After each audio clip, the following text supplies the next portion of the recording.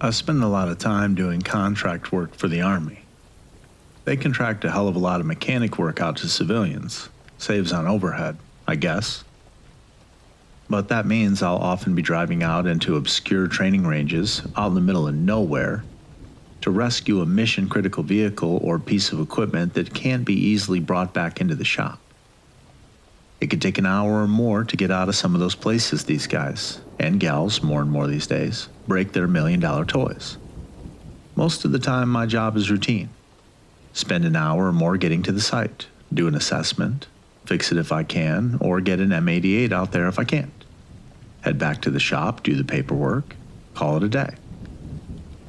At least that's how it went before they transferred me out to a certain well-known installation in the California desert.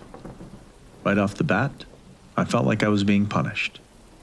The folks I met in the shop on day one were nice enough on first blush, if a bit coy about the command climate. But they chided me for not knowing any of the rumors about the base, and proceeded to tell me a menagerie of what amounted to ghost stories. They were just messing with the new guy, I thought. One guy, Mikey, even put on an Oscar-winning performance as he took me aside and tried to tell me about a bunch of unwritten rules and things to watch out for, building upon what the other tall tales the folks in the shop were weaving. Then, in ominous tones, he told me about the previous mechanic whose spot I was filling. Yeah, man, he went missing when responding to a false call. No one else heard it over the radio, but he recorded it and went out. He should have known better. The unit reporting the call doesn't exist, and the training range was vacant. We have no idea why he even went out there. He looked down sadly. We only know that we found his truck buried in a sand berm about 3 days later. No sign of him. Or how this vehicle could have wound up buried like that. Just be careful. Things get weird out there.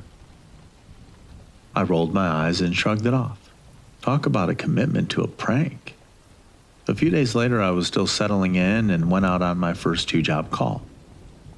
It was well past 100 degrees out, and both training areas I had to hit were at the extreme eastern edge of the base. As luck would have it, my utility vehicle didn't have working air conditioning either.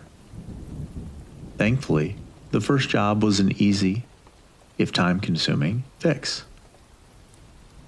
After packing up and getting ready to head out to the second site, I was required to report my time, position, and estimated arrival at the next site.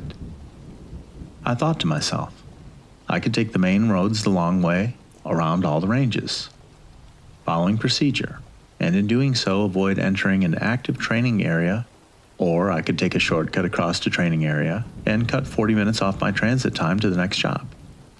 Since I knew the training area between me and my next call had actually been vacated that morning, and the heat was brutal, I decided to take a shortcut. I drove for what felt like hours in the intense heat. Under those conditions, they often say your eyes start playing tricks on you, and they aren't wrong. Strange, distorted forms appeared off in the distance, only to fade to nothing as I drive by.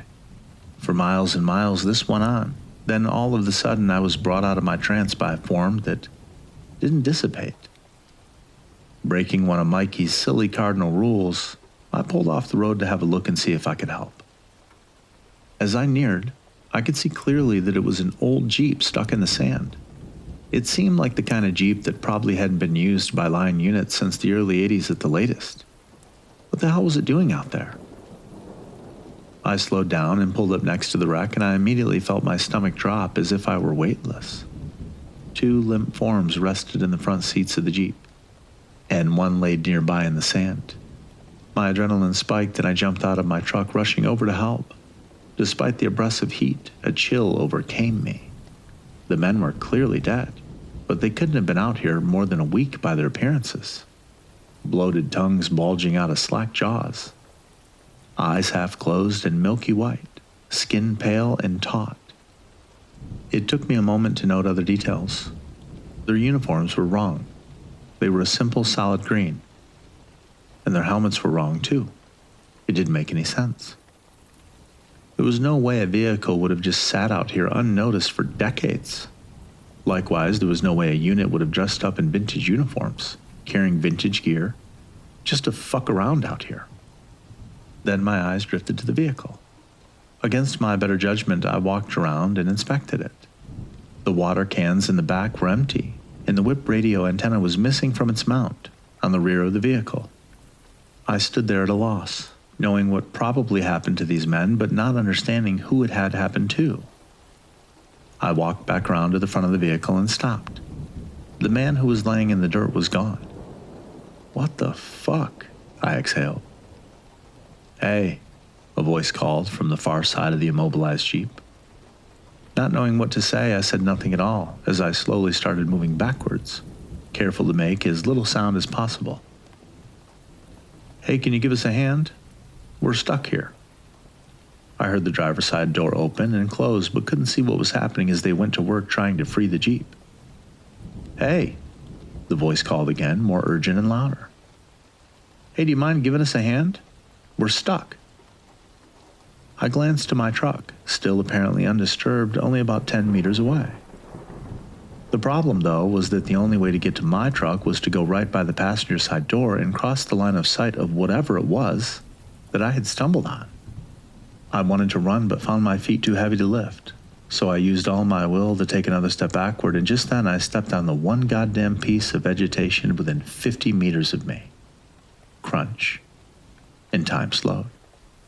The sounds of strain and digging coming from the far side of the Jeep stopped. For a mere second, there was a complete silence before a grotesque visage slowly peered out of the passenger side, and its cloudy eyes locked onto mine. Hey, its voice eerie and strained by its swollen tongue.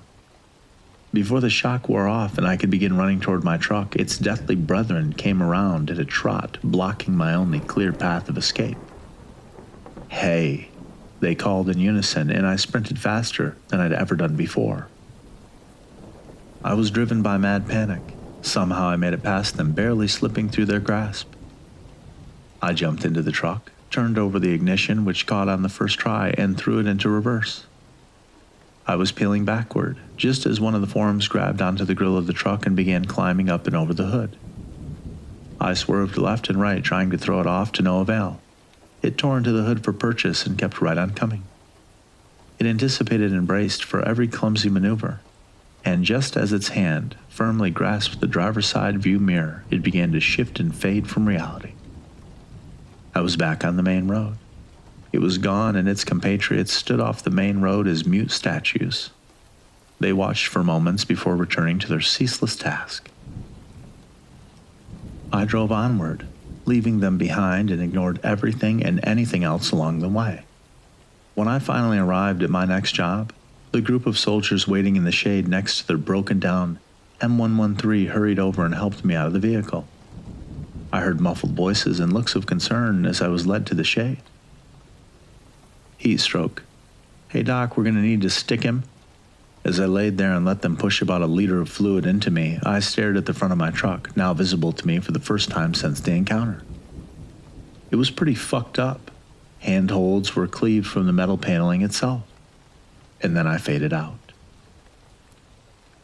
I woke up in a small clinic with both Mikey and my supervisor waiting nearby as an IV fed into my arm. Don't break the rules again, my supervisor said. You are lucky to be alive, and you'll be restricted to light duty until you recuperate, just so you know. Well, what happened? I asked, unsure of my experience. Well, based on how fucked up your truck was and the fact that you were able to get to the second job site in under 2 minutes from your check-in, I'd say you broke the rules. It was real? Mikey and my supervisor glanced at one another for a moment. Yeah, absolutely. And I thought we were pretty upfront about that. I sighed. I saw corpses, guys, stuck out there. From another time. It looked like they got lost there long ago. Well, that happens. All too often, actually. I can't tell you if they're echoes or what, or how time can cease to have meaning when you break the rules, but they were people. That I'm sure of. I guess they never let go. They never gave up hope. That desperation echoes through time, but it's only one of the more benign things out there. They left me alone, confident in my recovery while I contemplated my supervisor's last words. I probably need to write all the rules down. Rule number 1, don't stray from the installation's access roads. Rule number 2. Communication is of the utmost importance. Rule number 3. Don't look up. Rule number 4. If you go to the city of faceless men, you'll need to bring a sacrifice. Rule number 5. Always have a map. Rule number 6. Maintain accountability of your sensitive items. Rule number 7. Stay away from the desert tortoise. Rule number 8. Aim small, miss small. Rule number 9. Maintain perimeter security. Rule number 10. Keep it simple. Rule number 11. Fight until you can't. Rule number 12. Never leave a fallen comrade. Communications security, or ComSec, is beaten into soldiers, sailors, airmen, and Marines. Well, that's more figurative than it used to be, but you get the point. From the earliest iterations of their training, one of the biggest force multipliers on a battlefield is effective communications. Without working comms, an operation can fall apart. Assets can be lost and people can die, even in training. For my part, providing support to units conducting training requires us to have working comms both in the mechanic shop and in our vehicles. Usually these comms are unsecured, truth be told. Just an old sync guard set with a basic signal channel, or plain text configuration. Every once in a while, though, when there is a big combined arms operation, we actually get orders to shadow the units through their evolutions to ensure their vehicles remain mission capable and something as small as a cracked hose doesn't stop some would-be Patton from showing off to his commanders. And that, my friends, requires a radio fill. To keep it simple, a radio fill will be, we'll call it a code. It makes sure all our radios speak the same language, on the same frequency at the same time, and that nobody else can listen in or communicate with us. So after returning to duty and steadfastly adhering to the rules laid out by Mikey in the shop, we got detached to a brigade-level assault on the notional fake city of Sokovia. Yes, seriously. I was pretty excited, to be honest. Sure, it'd be hard work and we wouldn't get much sleep for a week, but it is fun as hell watching entire battalions maneuvering through the desert, dancing with combat engineers, acting as Op-4, doing everything in their power to slow the assault. It started out about as beautiful as you can imagine.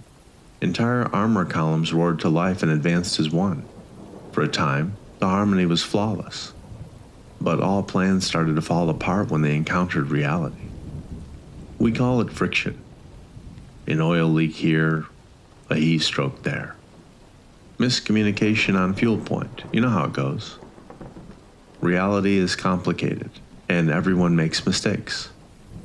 Before long, we found ourselves having gone without sleep for 2 days, bouncing around the alien hellscape trying to do what we could to help keep the beast moving on its objective. After a particularly exhausting day, we received a call to help a K-Scout who got stuck on the far and inaccessible ride of Sokovia. We knew what went wrong right away. Some enterprising young officer or NCO tried to work their way through the hills to flank their objective and broke down. And now we'd have to go pull an all-nighter to unfuck them. Problem was, we couldn't establish contact with them on the radio. Their commanders dialed us into the last grid they were seen at, stating their comm equipment had been acting up. That got Mikey's attention. He tried to clarify, but they weren't exactly wasting a whole lot of breath on a couple knuckle-draggers like us. All the way out there, Mikey was acting fidgety. I knew ComSec was another important rule, with about 3 derivatives of which my predecessor broke one. But I was still wet behind the ears and hadn't yet grasped how serious things could get. We rolled up on a dead striker at about midnight. Sokovia was lit up with all sorts of training rounds as the assaulting force began fighting building to building. So we had a pretty memorable backdrop. Mikey keyed the mic with a shaky hand. Striker 2-6, you boys all right? We're here to get you back in the fight. Silence. We had pulled to a stop and were still maintaining light discipline, but kept our distance from the dead vehicle. Striker 2-6, copy? Static echoed back for a time. Suddenly, someone hotkeyed the mic on their end and we could hear some weird, indecipherable tongue. In the background, we could barely make out heavy panting and screams. Mikey tried to key the mic, but the channel was awash with the noise of misery. I was too stunned to even question it and let Mikey take the lead. He switched the channel over to the company frequency. Striker, actually this is Romeo Charlie. We have eyes on Striker 2-6. Can you verify the last comfill? Romeo Charlie, this is Striker Romeo. Last comfill was 1600 today, but 2-6 was mission non-capable at the time, so they didn't get the update. Mikey looked at me, and even in the gloom, only illuminated by indirect fires, I could tell he'd gone white. What is it, man? What's going on? They failed at ComSec 101. Striker 2-6 has been out here without any communication with their chain of command for almost 9 hours. He continued to mutter obscenities at himself. They know better. They all get the briefing. He sounded exhausted. Listen, 2-6 didn't get the comfill and they went off the grid, okay? You know what usually happens when you get a couple Joes who can't reach anyone all of a sudden? Yeah, they switch over to unsecured comms and try to reach range control, or start using their cell phones. I finished the sentence for him. That's right. And unsecured comms out here on this range is a huge fucking no-no for all sorts of reasons. Not least of which is Samantha. We'd been awake for almost 2 days, and despite the fact I'd learned not to doubt him, I could barely control my laughter. Shut the fuck up, dude. He cut me off mid-giggle. I'm sorry, man. I'm tired. He carefully reached over to the radio and cleared it before I could react. He dumped everything. Our frequencies, our fill, everything. And now we were alone too. Dude! He held his hands up, index finger pointing upward, telling me to hold on. Then he pointed to the striker still laying there, dark and seemingly abandoned. He reached a hand out of the driver's side window of our truck and rapped the roof with his Gerber. An ear-piercing moan emanated from all around. Okay, rookie, single channel plain text, frequency 39500. Go. I stared at him, mouth agape for a mere moment before my reflexes kicked in, and I went through the process of re-establishing the kindergarten level of comms he was asking for. Once it was set, he keyed the mic again. Hey Samantha, what's going on? Static emanated from the radio while we felt a single reverberation travel through the ground beneath us, through the chassis and into our bones. Samantha, that's not very nice. These boys just got a little lost. His knuckles were white, though his voice was calm. Another quake erupted from the desert, contrasted with and masked by the continuing city assault in the distance. We need you to let them go, okay? We've got quite the show for you tonight. You can feel it, can't you? He said, as if enticing a child out of a tantrum. Silence followed for a few moments. Then the striker itself shuddered in defiance. I'm not trying to trick you. He spoke calmly in reply to a comment I clearly didn't catch. Sweat dripping down his face. We'll be happy to stay here with you and watch it together. Would you like that? For a moment, even the distant report of training ammunition was muted by an almost imperceptible evacuation of atmosphere from all around us. I instinctively breathed out to clear my lungs as a vacuum engulfed us, and sound ceased to have any meaning. In my panic, I struggled and flailed hopelessly as if I were a kid again, having been thrown into a pool not knowing how to swim. Mikey, however, kept focus on the mission. He was tapping on the roof with his Gerber while I clawed at the window. Morse code. He continued to bargain with Samantha even as we faced our end. Then, as soon as it had begun, it ended. The sweat stench of that hot desert air returned, and with it, my sanity. The striker's lights came back on, and all at once I could see her crew wandering around as if nothing happened. Quicker to recover than I, Mikey stepped out of the vehicle. Hey, you guys all right? He wandered up to the NCOIC, who was clearly in shock. We missed the, Yeah, you missed the fill. We came out to see what was up. Everything okay? Your vehicle up and running? Yeah, he replied in a daze. All right, well, don't forget the safety briefings, okay?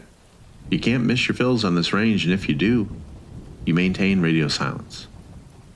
Mikey then pulled out a small device and helped them load their radios properly. The confused NCOIC nodded, and they got back in their striker and continued with their mission towards the city. Mikey stepped back into the cab and deflated. I don't know what the fuck is up with these units, man. Their command says they broke down and so they didn't get the fill, but that's all bullshit. Leadership failed. They didn't even get S6 out here. Just forgot about them. Leadership dropped the ball, and Samantha almost got those poor guys because of it. Okay, so are we getting the hell out of here, or... Mikey looked at me wide-eyed, miming for me to shut my mouth. In a hushed tone, he gestured at the radio and told me, No, not if you ever want to get home. A promise is a promise, and thank God we had something to bargain with tonight. We're going to stay out here until sunup and keep Samantha company, and maybe we'll get to leave. I didn't ask any more questions that night. As we witnessed the fall of a city, we sat there drinking cold coffee and slurping copious amounts of dip. Mikey kept the mic hot-keyed, narrating for our guests so Samantha could hear the song of Sokovia. I get it. The sky is beautiful at night, but you should really focus on what's in front of you so you don't wind up lost in the cosmos. Or worse, with a sheared front axle from that boulder you somehow didn't see. But seriously, don't look up. My supervisor normally hates accepting help from anyone, but this one was a mess. I was on a call, sure, but I was sound asleep when he got me up. Hey man, hate to do this to you, but we have to go out to the qualification range to salvage an MTV that was carrying about $1 million in munitions. I whimpered a little before getting dressed and loading into our recovery vehicle. We had positive communication with the group, which was nice for a change, but you could tell by the radio etiquette that these were not the sharpest crayons in the box. I don't know who gave them keys to the vehicle or responsibility over those munitions, but it was about par for government bureaucracy, I suppose. We started to get some odd chatter. Since we knew there was only one range still occupied, we knew it was the guys we were going to help. Hey, what's that? The speaker box squeaked. My supervisor and I quieted, listening intently. Up there, another voice responded. Yeah, what is that? Hey, Sergeant, look at that. Is that a rocket or something? I fancied myself a fast listener and knew they were about to break one of the main rules. With a speed and intensity uncharacteristic of me, I grabbed the microphone. This is range control. I winced at the falsehood. Do not look up. This is a test fire out of Edwards Air Force, and you will risk blindness. Before I could finish my lie to save them, I felt my supervisor's hand clamp on the back of my neck and slam my face hard into the dash. Ow! Why did you? I shrieked in surprise at the same time as the radio chatter immediately ceased. We have to let it happen. Get me? We have to let it happen to them. It's the only way. The next step is the wager, and we are going to win this wager. You understand? His passion made no sense to me, but he continued. Are you awake? You need to worry about yourself now. Remember any sage wisdom you should be following right about now? The thought percolated up from the depths of my sleep-deprived brain. Yeah, never look up. The rest of the ride consisted of me locking my eyes onto the radio, waiting for someone to come back on the line, as my supervisor did his best to keep his eyes on the road as low as possible while still being able to drive the truck. We pulled up the dirt parking lot at the entrance to the range. It was empty except for one MTV, $1 million of ammunition and explosives, and a half dozen figures standing perfectly still around the vehicle. My supervisor killed the headlights before they could illuminate the figures surrounding the truck and started briefing me. Okay, keep your head down. Keep your eyes on the ground and do not look at any of them. Do you understand? We are going to do our job as if nothing's wrong. Clear? Clear, I echoed. Why don't we just leave? We leave and they take those soldiers with them. This is the wager. We do this right and everyone goes home. We fuck it up and, well... He let the last statement hang unfinished for a moment. I was uncomfortable, and something about the way my supervisor was acting made me think he wasn't telling me everything. We dismounted and grabbed our toolboxes. The exchange between my supervisor and the figures surrounding the vehicle was almost comical. If I weren't about to piss myself, it would have been hilarious. He, with his eyes pinned to the ground, refused to look up. "Hey, we're here to get you back up and running. Mind if we take a look?" "No sweat, sir. You can look up if you like," one of them responded. "Thank you, Sergeant. I just need to take a look at the vehicle if you don't mind," my supervisor pressed. "Geez, relax, man. Are all of you guys this uptight? You can look up, man. I think I recognize you. Do you recognize me?" No, I don't think so, thank you," my supervisor replied, eyes still on the ground. "I'd just like to get a look at your engine trouble if you don't mind." As he attempted to sidestep the figure blocking his path, another moved forward to obstruct him. "No, really, look up," they commanded, stepping closer. I thought I saw my supervisor trembling, but it could have been me. My supervisor squeezed past the two in a weird game of chicken. They avoided him as if touching him before he looked up wasn't fair play, and so I followed his lead and squeezed past. We opened our gear and got to work. He then whispered to me, "Okay, rookie, this is the most dangerous part. We're going to fix this piece of shit because that's how the wager goes. And they are going to try and get in your line of sight. If they do, you are fucked. Not we, you. This is essentially a single-player game. You get me?" "Thanks for getting me into this game, you fucking asshole," I thought. I nodded at him and kept my eyes glued to my feet. What followed was a weird game of chess. The 6 figures crowded around us while we worked, doing their best to get into our peripheral view. My supervisor and I would pass tools to each other and make awkward small talk as if these things weren't constantly shifting, making odd noises and doing anything to get us to look their way. They'd even step in to hand us what we needed or point to something we were looking for, as if they themselves knew everything we did. "So, you see the new Alaract on that desert tortoise?" one of the figures prompted, once again trying to engage us in small talk. My supervisor paused and laughed. "What the fuck are you talking about, man?" "You know, it's gone extinct. Saddest thing. It's awful when people are to blame." We paused.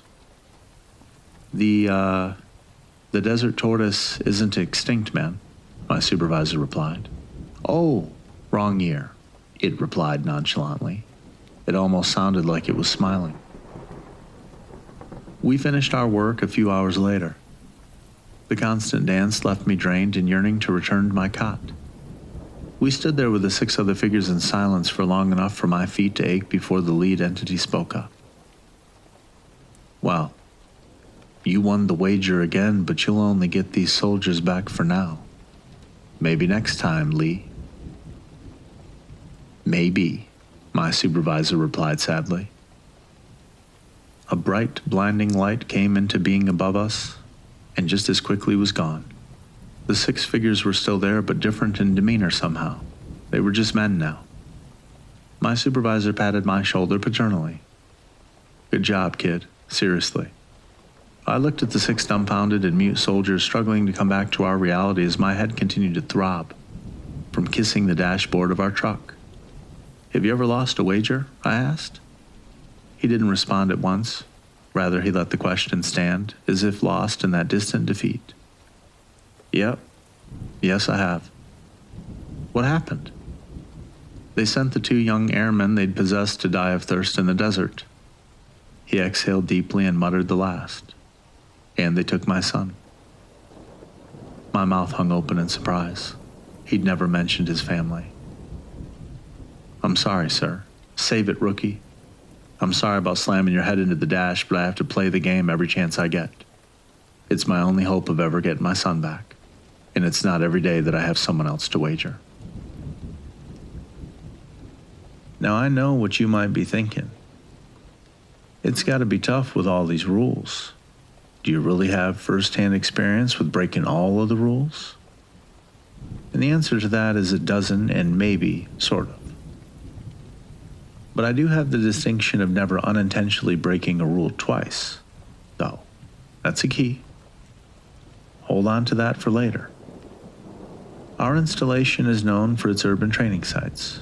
We have entire cities built to mimic those in the countries we, the corporate we obviously, get deployed to. They have everything from markets to movie theaters. They even have power stations and sewers to the surprise of many. Most of the time, units rotating through prior to their deployments only train on the surface. Occasionally, units break the rules and find ways into the catacombs beneath the cities where things can get hairy. Usually, though, folks don't know what's under their feet, and that's for the best. Unfortunately for me, one of the reasons I landed the job at this post was because I had extensive experience with power generators. I was one of only 2 in our maintenance section with that accolade. And no, the other isn't Mikey. The distinction goes to another knuckle-dragger named Sarah. One afternoon, Lee, my supervisor, comes into the shop in a panic. Sarah was working on a blown transmission on a Bradley, and I was doing something terribly important, I'm sure. "Listen up," he croaked. "Generator 3 just went down in Mole Town. We need to get out there and get it up and running as soon as possible." "I'm not going with you, man," I shot back, calmly flipping the page of my magazine. "And you know why." He paused, squinting his eyes at me before smiling. "Not to worry, I'm not certified for that equipment. You'll go with Sarah. Oh, and take this." He then threw a satchel at me. 20 minutes later, we were on our way to the 5th largest urban training site on the post. It was never used, honestly, and as such, not very well known. But it had a series of generators that kept its lights on, and those, in turn, kept the locals away. It was hot as hell as the sun went down, per usual, but the breeze betrayed the changing of the seasons. We were in high spirits, and it gave me a chance to break through Sarah's shell. In contrast to Mikey, Sarah was withdrawn and focused. She gave me the pucker factor, walking by the same way jumping into an ice bath would, and I didn't know a damn thing about her. "So, you have any advice?"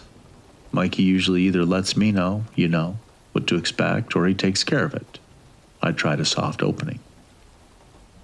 "What? You worried about living forever or something?" She smiled coyly from under her sunglasses. "Besides, I'm not your babysitter, dude. You're a grown-up. Strike one." "Okay, let me rephrase. What the hell are we walking into?" She smirked for a moment before it disappeared. "Well, since you asked like an adult, let me explain. The site sits on top of something unsavory, and that was intentional.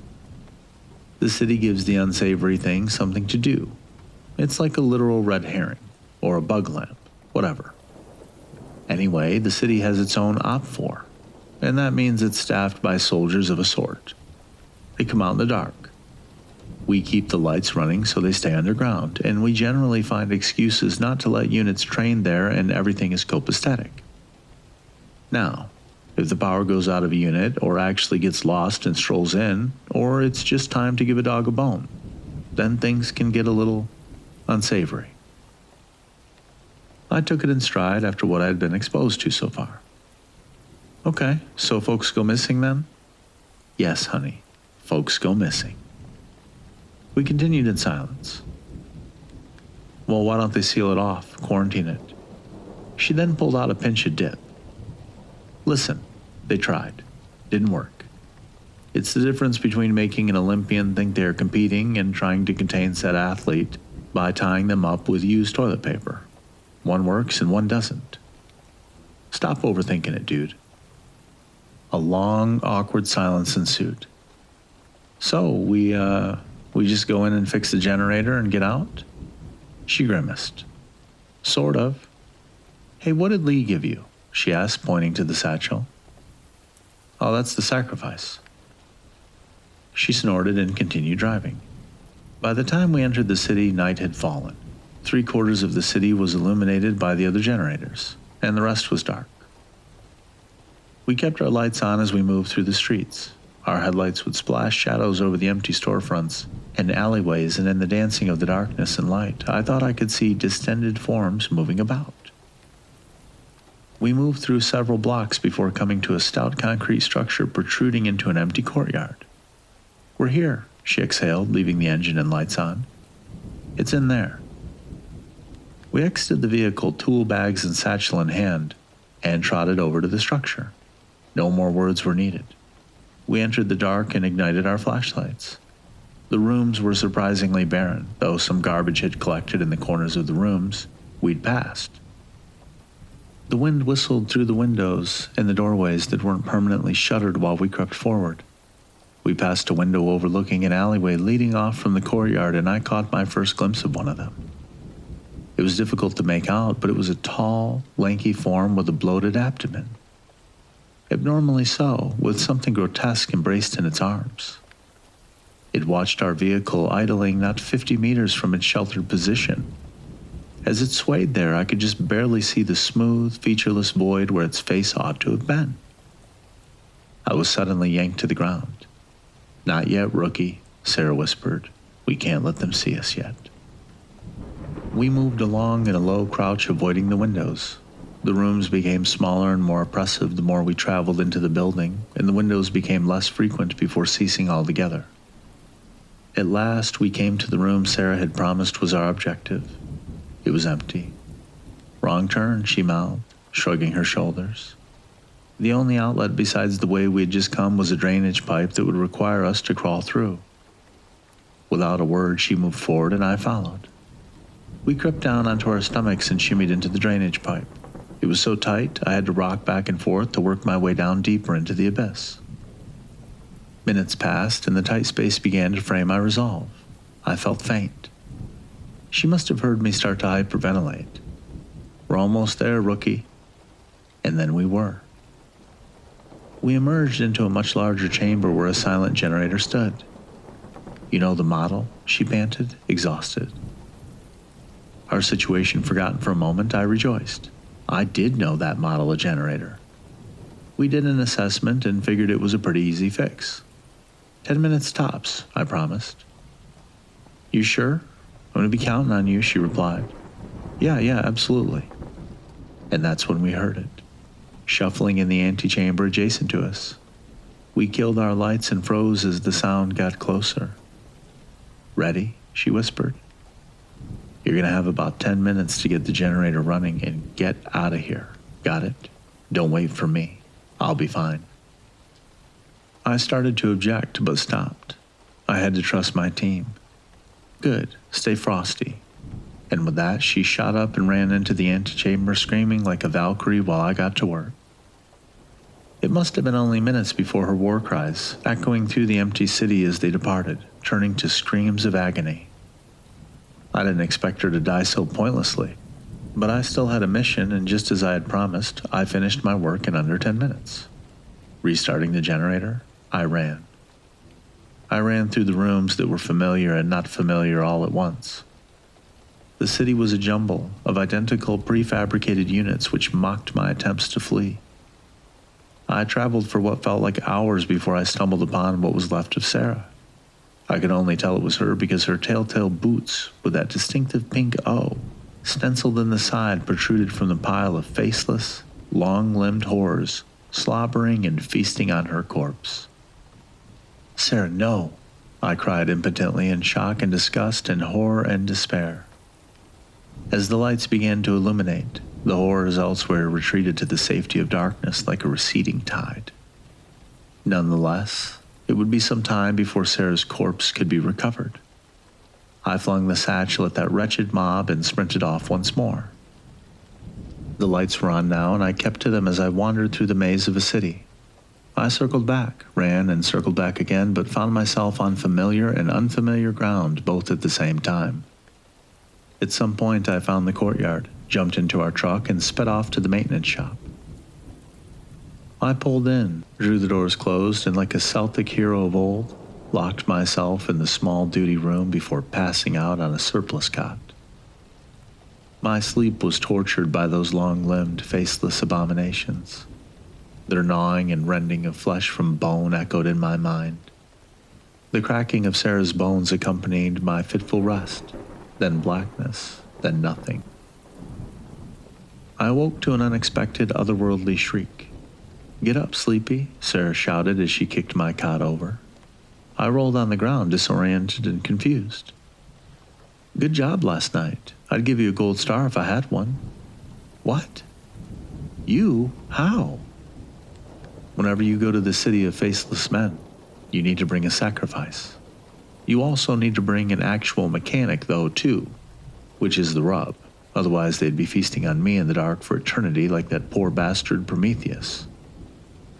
Thankfully, I'm immortal, and you, well, you are a pretty decent mechanic," she sneered, poking me in the shoulder. "Ah, come on, it was fun. I had a good time."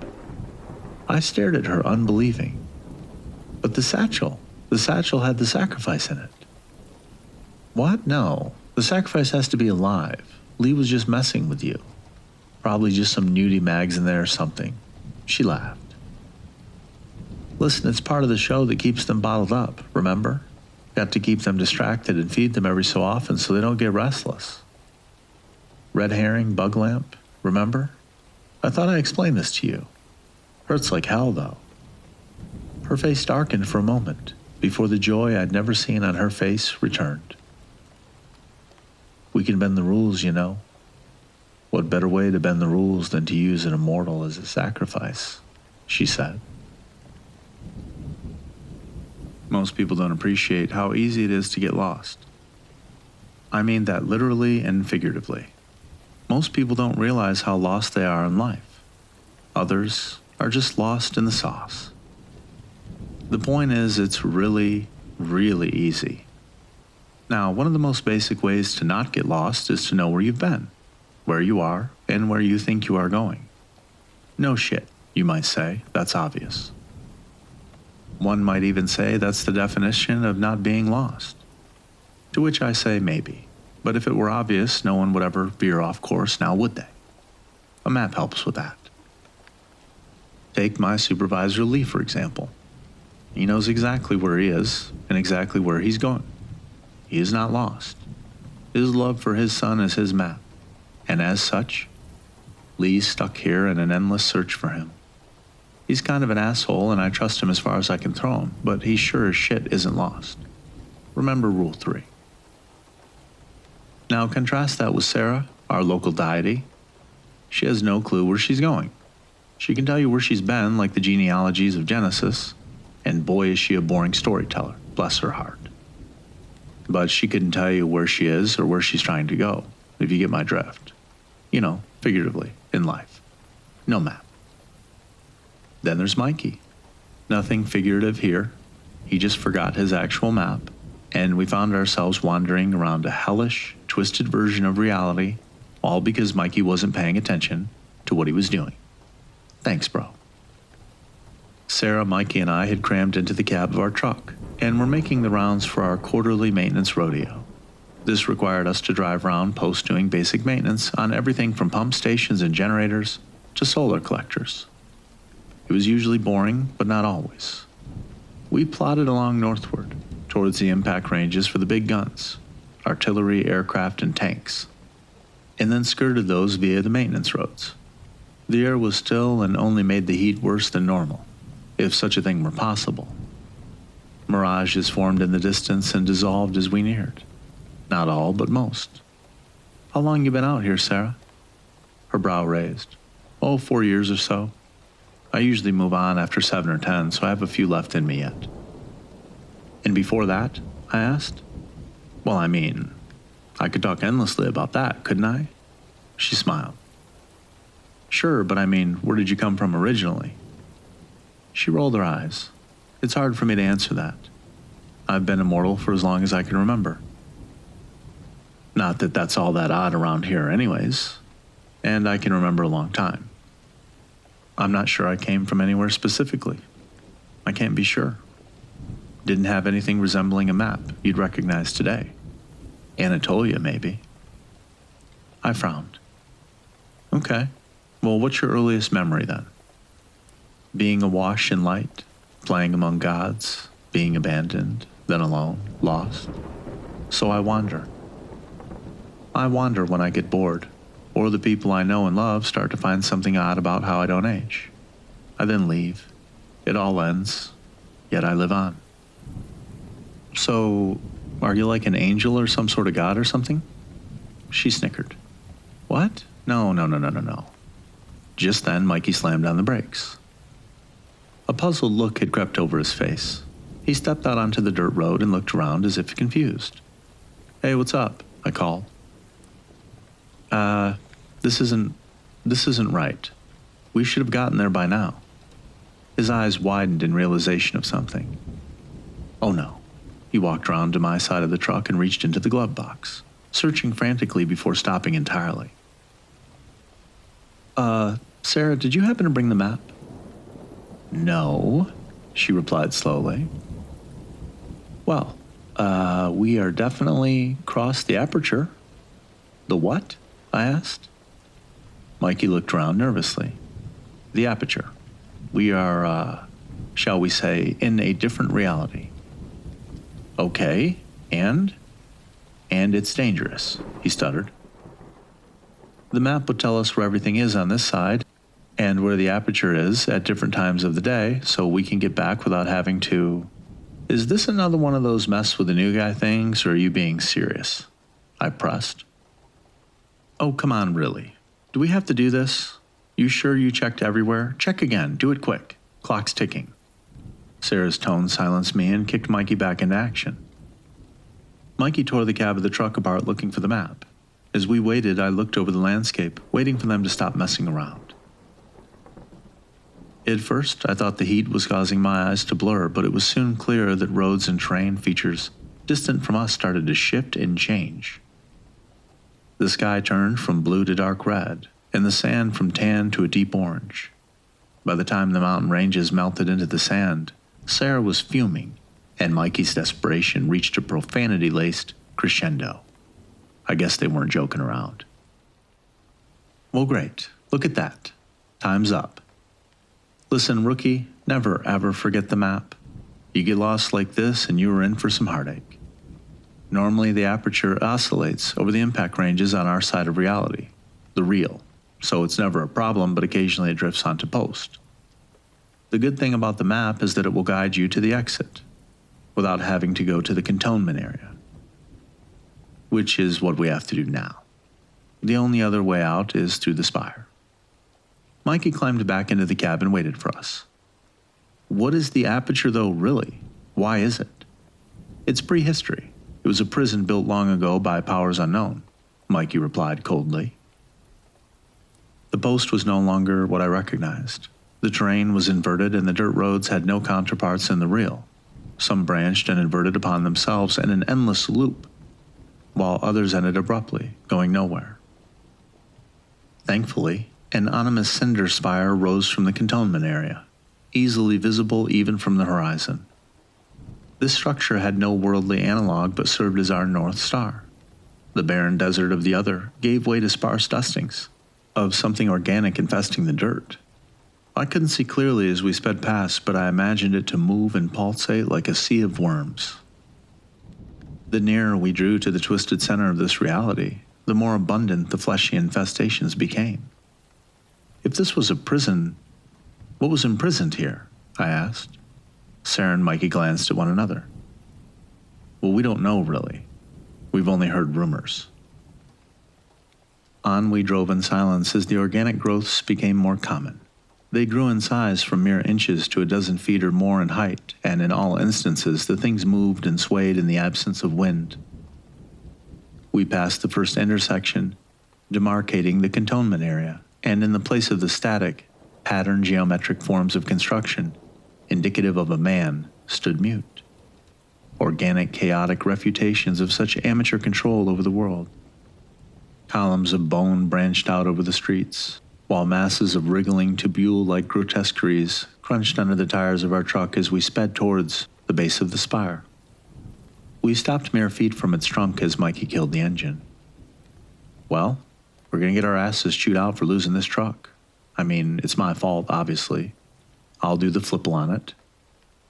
As we stepped into the open, I could hear the throbbing of the spire and could see its skin tense and loosen in an odd synchronization, as if it were the beating of a heart. The stench of sour bile permeated everything, Okay, let's get it over with, Sarah said and led the way. We moved towards a gaping 3-story gash in the trunk of the spire, brushing aside sinew and drapes of flesh. The path we followed was like an artery with smaller branches shooting off in all directions. I could tell that ever so slightly, we were going downwards deeper into the labyrinth. We could feel the reverberations in our chest and struggled to hear one another. Finally, we reached the heart. A wet, bulbous thing the size of a house. It convulsed even more rapidly the nearer we drew, as if it were excited. Okay, so what now? Well, we have to succumb to it before we can leave. Watch. Whatever happens, follow me through. Sarah stepped towards the heart. She placed her hands on the soft, mucus-covered wall of the palpitating structure and then pressed her hands into it, opening a fissure. It resisted at first, but then gave way. She fell forward with a brief yelp before being pulled violently forward into the fissure in the engorged organ, and then she was gone. All right, rookie. See you on the other side, Mikey called to me as he too pressed his hands against the heart and penetrated it. With Mikey, however, I could hear him scream in agony, before being abruptly cut off as he was consumed by it. I was alone and overcome with fear of the unknown, fear of death. My internal turmoil was cut short as movement in the dark got my attention. One of the faceless men stood a dozen meters from me.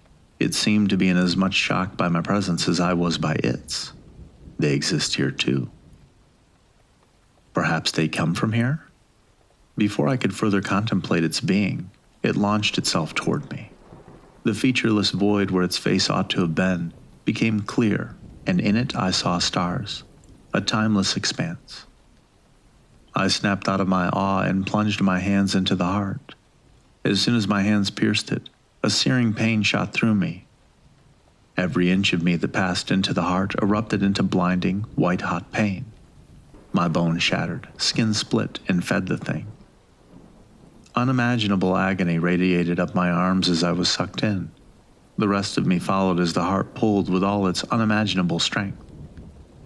For the briefest moment, I felt as if every cell, every atom was ripped from me, and at the end of it all was darkness. Nothing. That was the most surprising thing, in hindsight, obviously. It was nothing. There weren't even thoughts of reflection. Just nothing, like death itself. Then at once I was conscious again, climbing out of a pit of scorching California loam. 2 pairs of hands reached down to help me up, and as they touched me, my nerves continued to scream from the pain of deconstruction.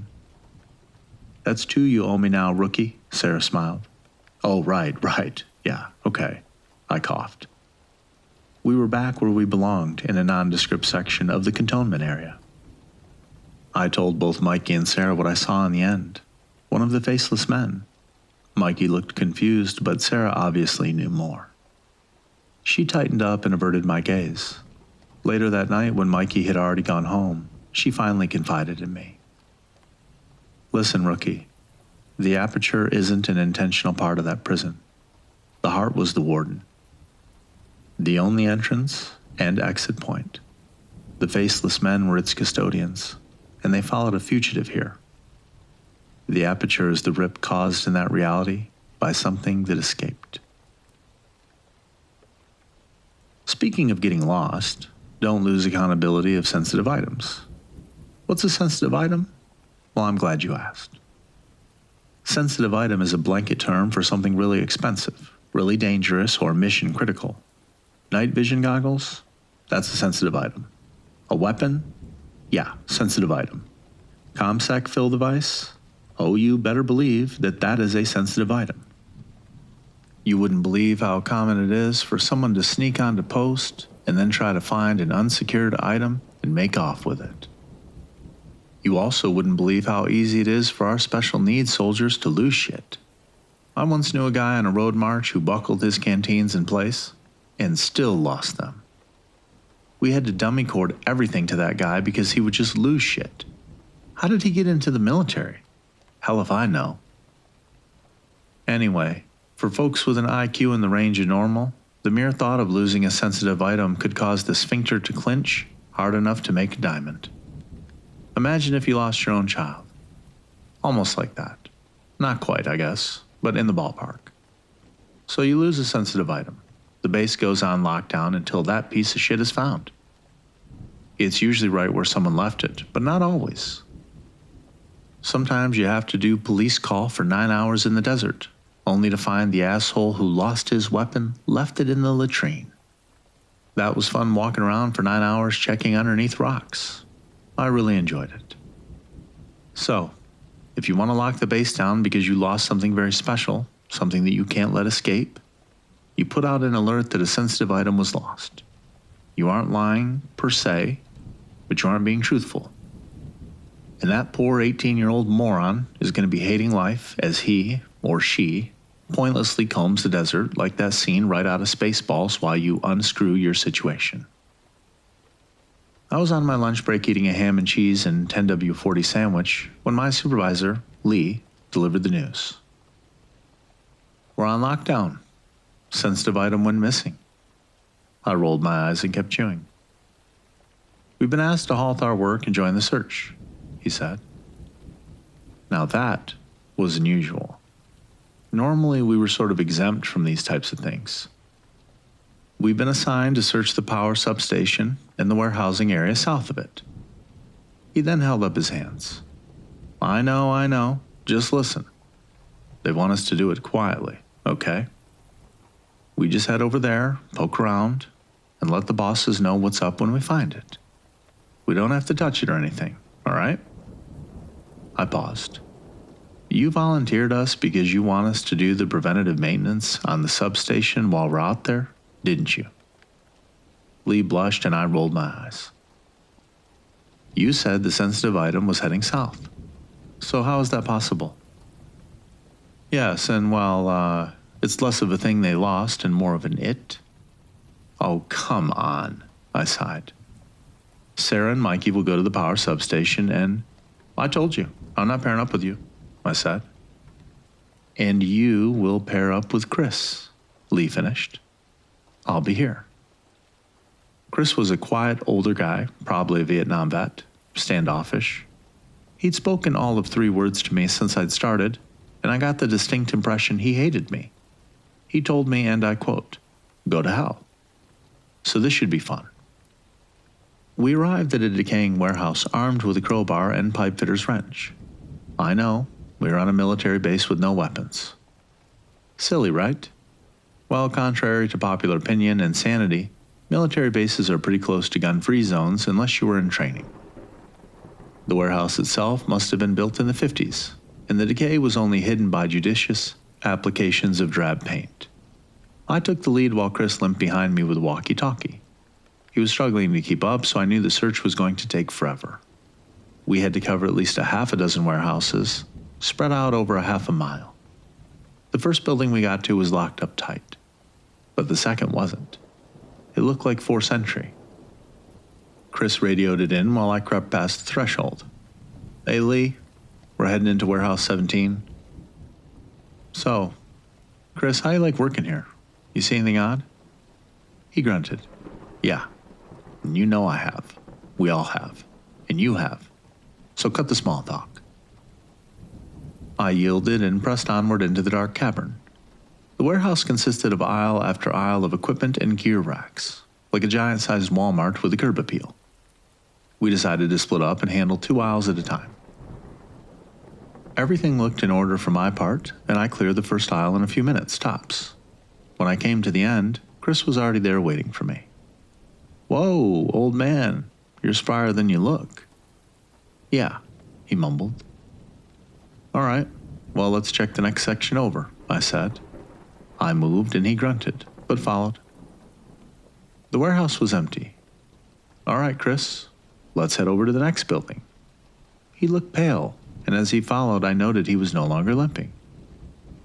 You all right, man? You don't look so good.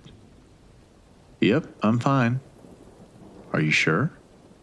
He looked confused, as if unsure of how to respond to what I was saying. Hey, Lee, I radioed. We're heading in. I looked back at Chris. Did you just have a stroke? My concern mounted. You know, if you can't talk or use your hands, see if that works. Do you have full feeling in your arms?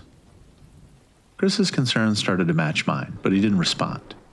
I held out my hand for the radio. Dude, give me the radio. We need to call an ambulance. You know I have. We all have. You have. So cut the small talk, he replied. He didn't hand over the radio. Now that I was thinking about it, he didn't even have the radio on him. Okay, right, let's go, I said and started walking toward the door, as that primal panic called forth a desire to flee that I could hardly control. Chris didn't respond, but he followed. My hands grew sweatier as we walked, making it even more difficult for me to keep hold of the crowbar in my grasp. We exited the building and walked towards the truck. The crunching sound of our boots on the gravel was steady and quick, but there was something unnatural underneath it. All something akin to chattering. I walked to my side of the truck and he to his. I opened my door, got in, and turned on the truck. But Chris's side door didn't open. I glanced over and he just stood there like a mute. Chris, or it, didn't know how to open a truck door. Hey man, I'm gonna just call it in real quick and then we'll get out of here, okay? I raised my hand with a thumbs up, and he mimicked me. Holding a smile and clenched teeth, I continued. You probably ate Chris or something, didn't you, you slippery shit?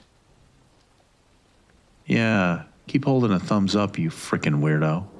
I hope you can't run faster than I can drive. I put the truck into gear before reaching for the radio, thinking he might just know how a radio works, and just as expected, he did. When I put my hand on the mic, his jaw unhinged and opened twice as wide as a normal human's could, and his shriek was overpowering. I slammed it into reverse, immediately remembering of the last time, or the first time rather, that I had to do this. The thing then started running after me. I pushed the pedal down and fingered the key to the mic and called in my situation. Lee, I'm pretty sure Chris is dead, and something's chasing me that looks like him. I cringed at my shitty description, but hey, close enough. I continued in reverse as the seconds ticked by. That inhuman monstrosity wearing Chris's form extended its gait and kept pace with my truck. Unable to grab hold, but also not slowing down. It had cast aside some of its form, and in place of hands were grotesque appendages with no other natural facsimile. Got you, Rook. Friendly's inbound. Don't. Then the line cut to static. Don't break or it'll kill you, Lee finished. What followed felt like hours, but it was a mere 10 seconds or so. As soon as I passed onto the main road, time slowed and then stopped. I wasn't able to move, as was Chris. But I saw something walk into my peripheral view, another man in a suit. He walked up to Chris casually, put restraints on his hands. Things, whatever. Then dragged him off, still incapacitated, just like me. Minutes passed, then the man walked over to me. Hey, you promised to keep quiet about this? He asked in a cordial tone. In my mind, I screamed, yes, you crazy time-warping motherfucker. I've seen some weird things here and I haven't said a goddamned word. I'm good. I'll go back to my shop and shut up, no problem. Don't curse. It's not polite, he said. Okay, I guess you're right. You went through the aperture and kept quiet, so that's good enough for me. But don't. Don't get the impression this was what escaped from the aperture. Smiling, he turned and left. And as he did, time returned to normal. I slammed on my brakes and I was alone in the street. After returning to the shop, Lee asked me how it went. Terrible. It was terrible, Lee.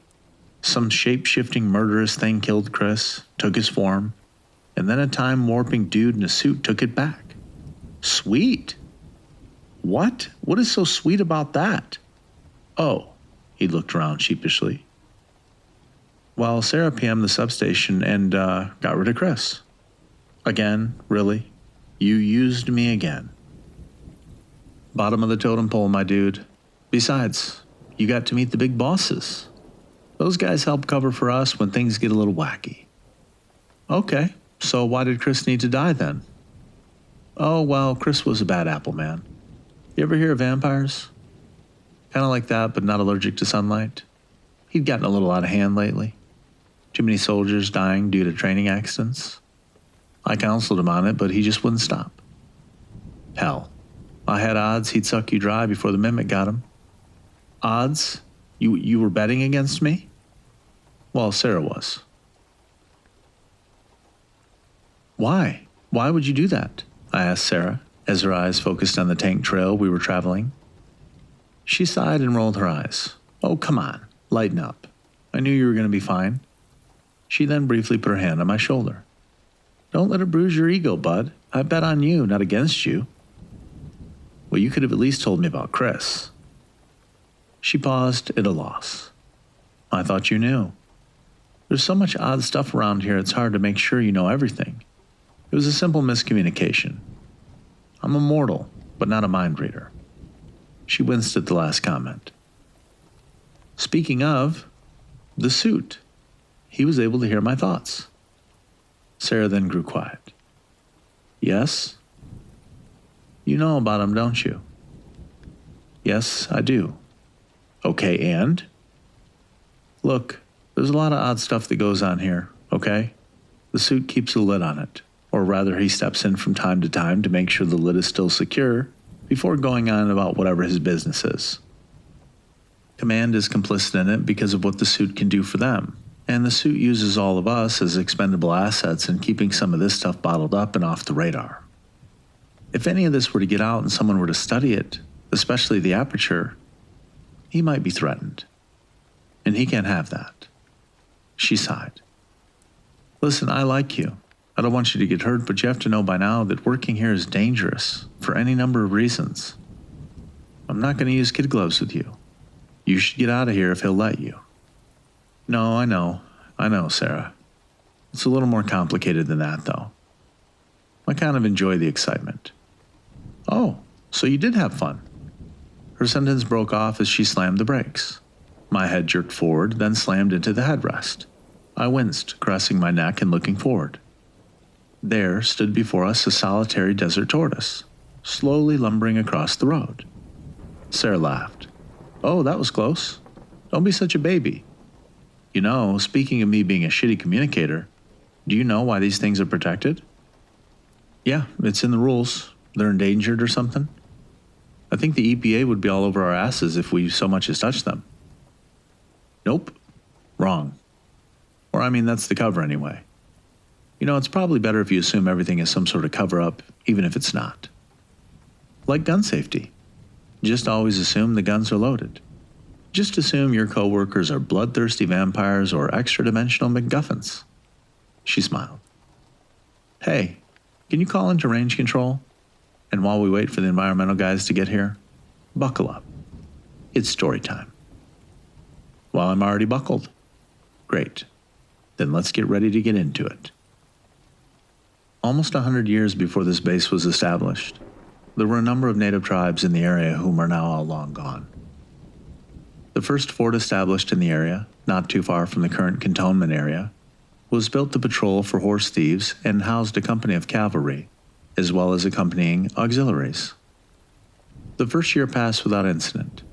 The garrison was kept busy improving the fortifications, building relations with the local natives and trappers, and acclimating to the region.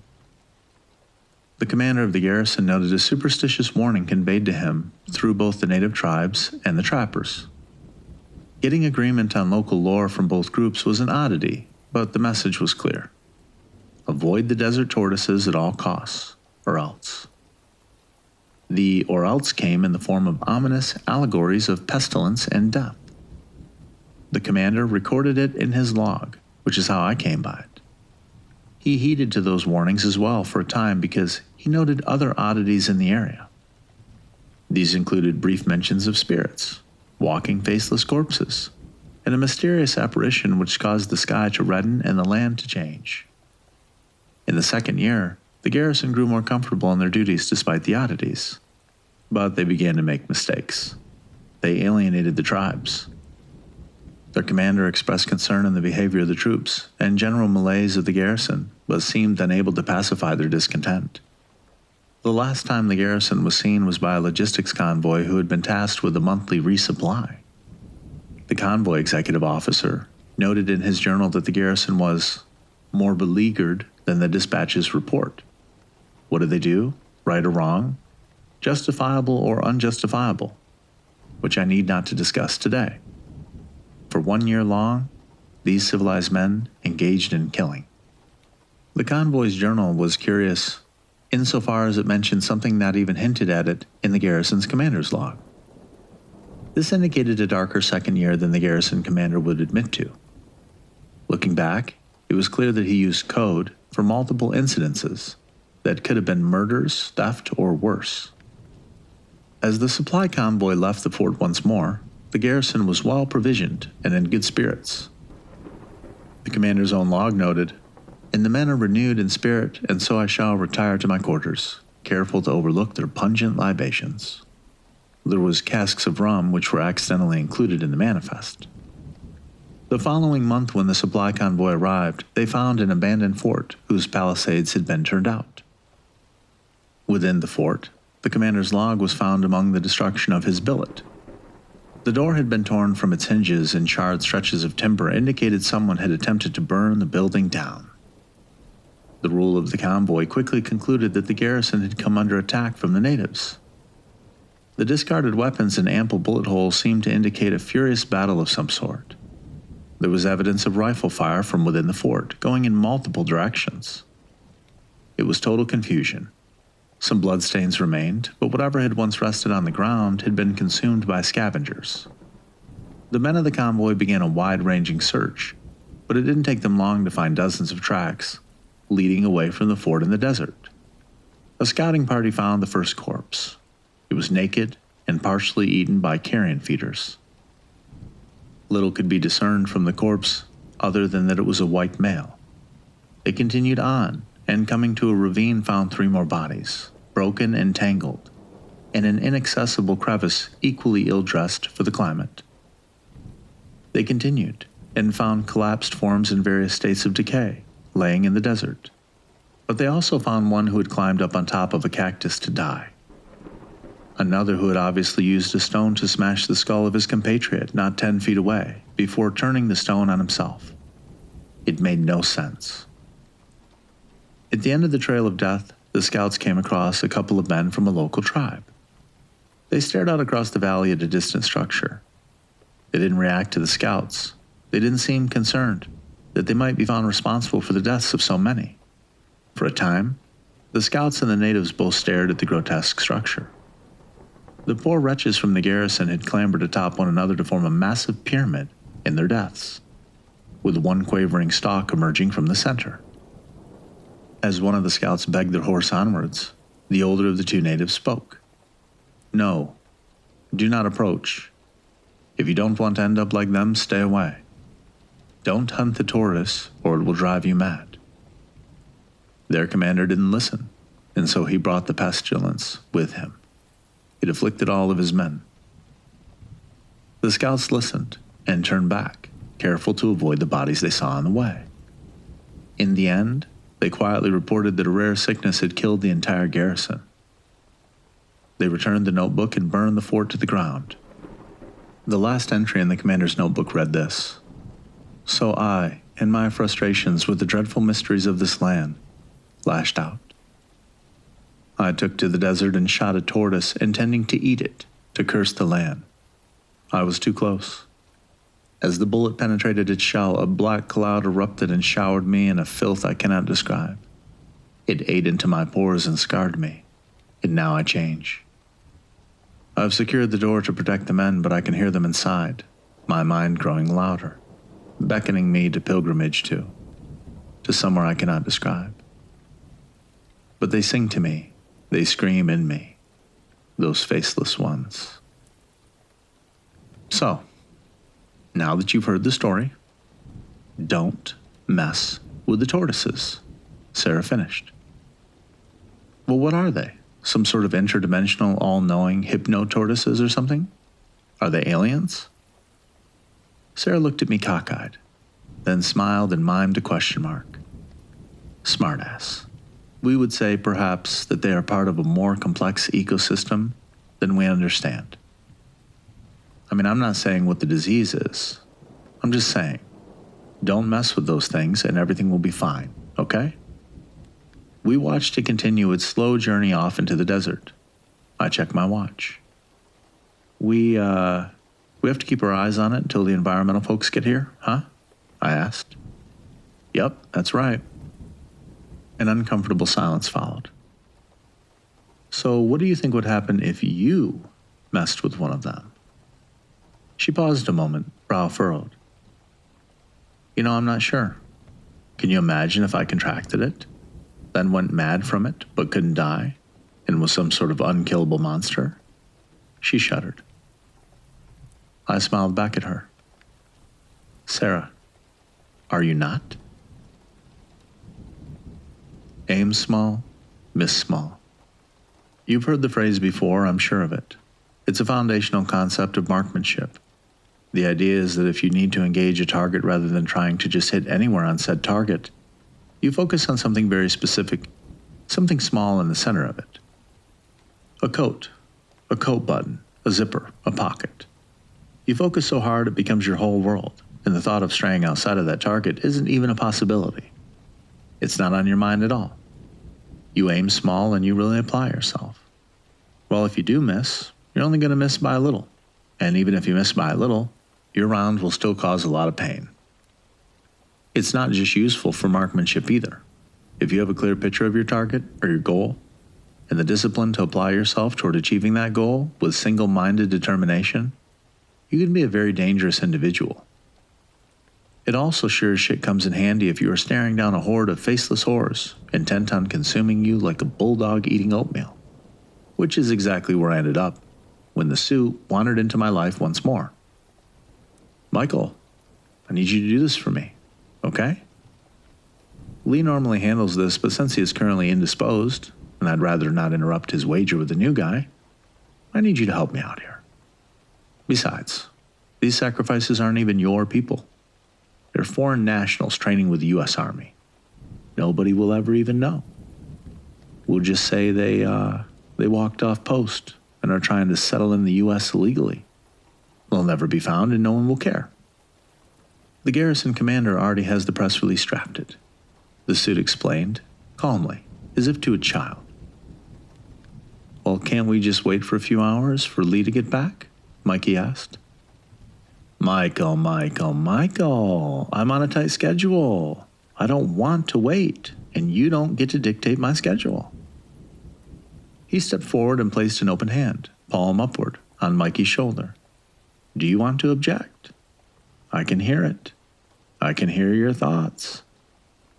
His eyes closed as if in ecstasy, and the words bit like a winter wind. Then he leaned in. Go ahead, Mikey. Say no. I dare you. A single bead of sweat rolled down Mikey's nose and fell to the floor.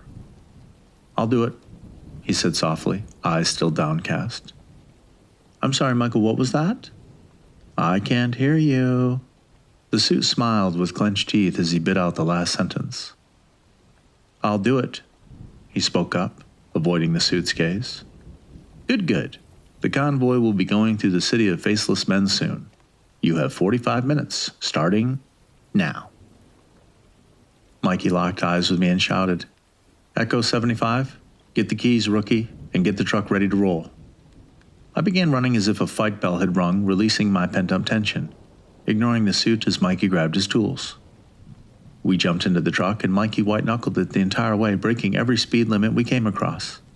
Once we were out of the cantonment area, we left streetlights and the semblance of civilization behind to embrace the empty plains of the desert. Mikey glanced in his rearview mirror. God damn it. He's following us. He never does that with Lee. Whatever, we'll meet him in the city. He always likes to watch, he said with disgust. As we pulled into Mole Town, the entire city was bathed in light. Mikey let the truck idle once we reached Generator 2. All right, rookie, get in and kill the generator and then get your ass back out here. Rickety-tick, okay? I looked behind us to check for the suit, but he was nowhere to be found. Then I leapt out of the truck and ran inside. It was a simple job. Given the dangers involved in shutting a generator off, I wondered why they didn't add some sort of remote access, but chalked it up to budgeting. A stupid reason, which meant it was probably the right reason. As the incandescent bulbs overhead dimmed, I was already running out of the front of the building and diving into the truck. As soon as I had my ass in the seat, Mikey accelerated and killed the headlights. "What are you doing, dude?" I screamed at him. "Those things can get us with the lights off." He laughed. "It takes them a little while to come out of their hidey holes. Plus, I don't really want the suit watching us right now." We moved into a section of the city that was still lit, and when we approached that section's generator, Mikey hit the brakes. "Wait here, bro," he called over his shoulder without acknowledging me. He disappeared into the building for a few minutes before returning. I pressed him. "What did you do, man?" He gave me a sidelong glance. "Nothing. Just had to make sure the generator had the right amount of fuel." "All right, we'll meet back up with the suit. He'll be in this sector," he said, pointing to the unfolded map on our dash. "Right there, close enough to watch the convoy as it moves into the darkened section of the city, but far enough away to be protected by the light. He likes to watch every time, and likes us to be there until the job is done." We pulled up to a building safely protected by the light, the suit's building.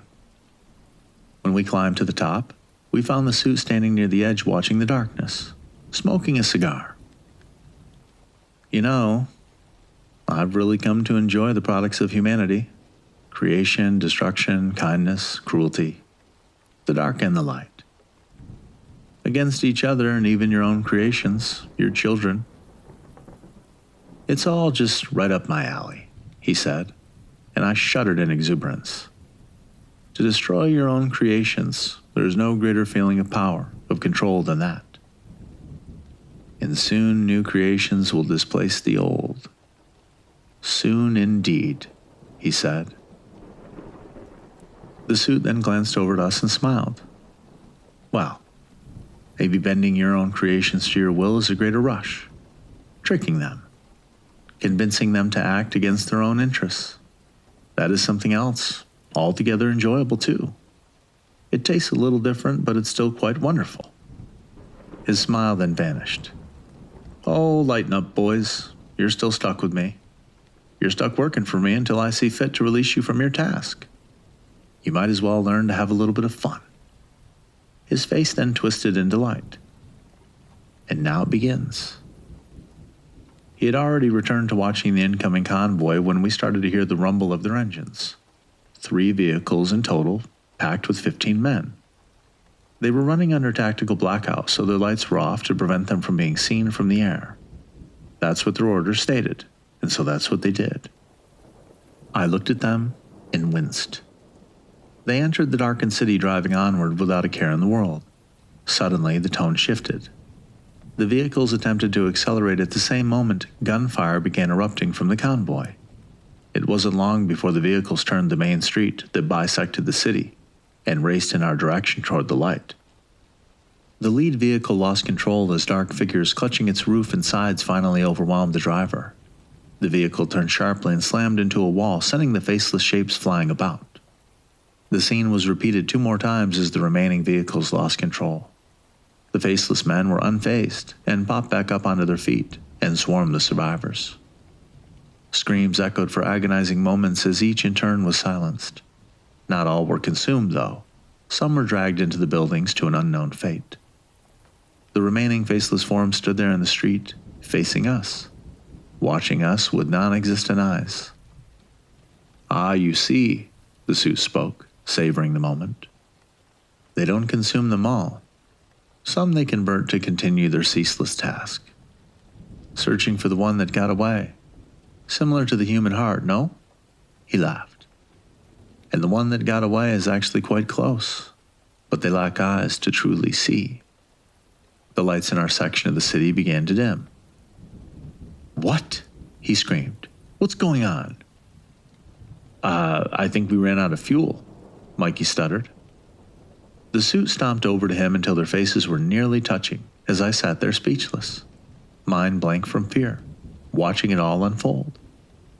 The suit's eyes clenched tightly as if searching for something. He frowned, then opened his eyes. "I guess you're right," he conceded reluctantly. "I need to leave, now." All three of us rushed downstairs to get to our vehicles, and in that chaotic darkness, Mikey slipped me a large caliber handgun with a couple magazines he'd pulled from his tool bag. We stepped out of the building into the street, and a half a dozen faceless men were already arriving at a trot. Two of them carried the large, unidentifiable things I'd seen the first time I was in the city. "Can you use your special time-stopping power now, please?" I strained with my inner voice. But the suit didn't even acknowledge me, so I spoke out loud. "It'd be real fucking cool if you could use your neat time-stopping trick." He turned to me, obviously rattled.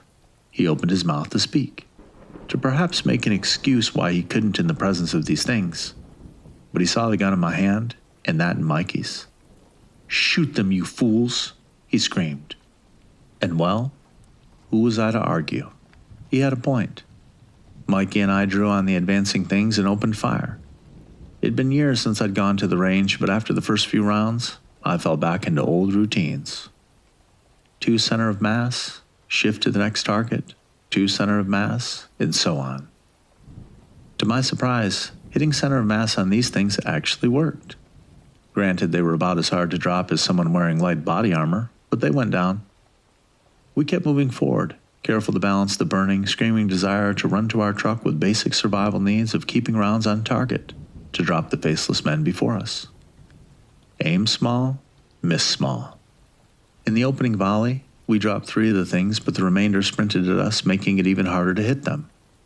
Mikey would swap a magazine while I fired, and then I'd do so in reverse.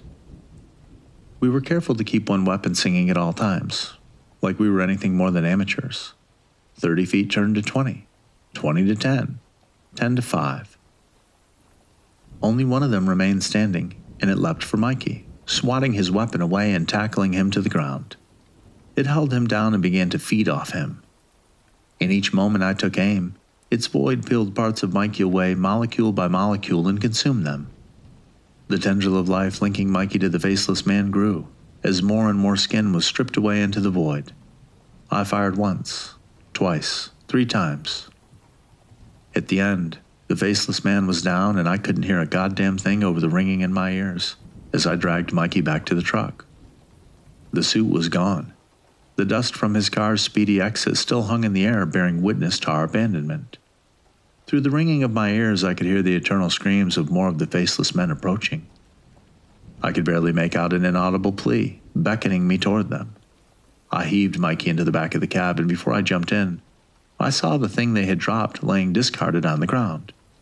An ovoid relic, indecipherable in nature, and yet something compelled me, against my better judgment, to take it. So I did. I chucked it into the truck and fled, defeated and afraid.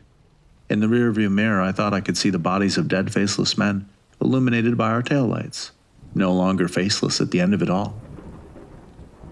When Mikey finally regained consciousness on the drive back, he whispered to me, We've got to go get Sarah. We've got to get the generators back up, and don't worry about it, man, don't worry. We're going to get you patched up, and then we've got it covered, okay? Easy peasy." I suddenly felt exhausted, but one question remained. What did you do to that generator? Not much, man. I just made sure it had the right amount of fuel to shut off while he was gloating in another one of his lonely rants. I can't stand that murderous prick. Didn't work how I wanted it to. I almost had him. His powers don't work around the faceless men, as you may have noticed. He chuckled a little, wincing from the pain as the wounds on his face continued to ooze. How did you convince the suit you didn't know? He could read your thoughts. How can you lie to a mind reader? He smiled. I didn't lie, man. I focused on the truth. I focused so hard my thoughts didn't stray. I focused on the fact that I did check to make sure the fuel level was adequate enough to screw him over. But I didn't think about that part. I focused on that and my desire to flee. I emptied my mind and focused everything I had on those truths.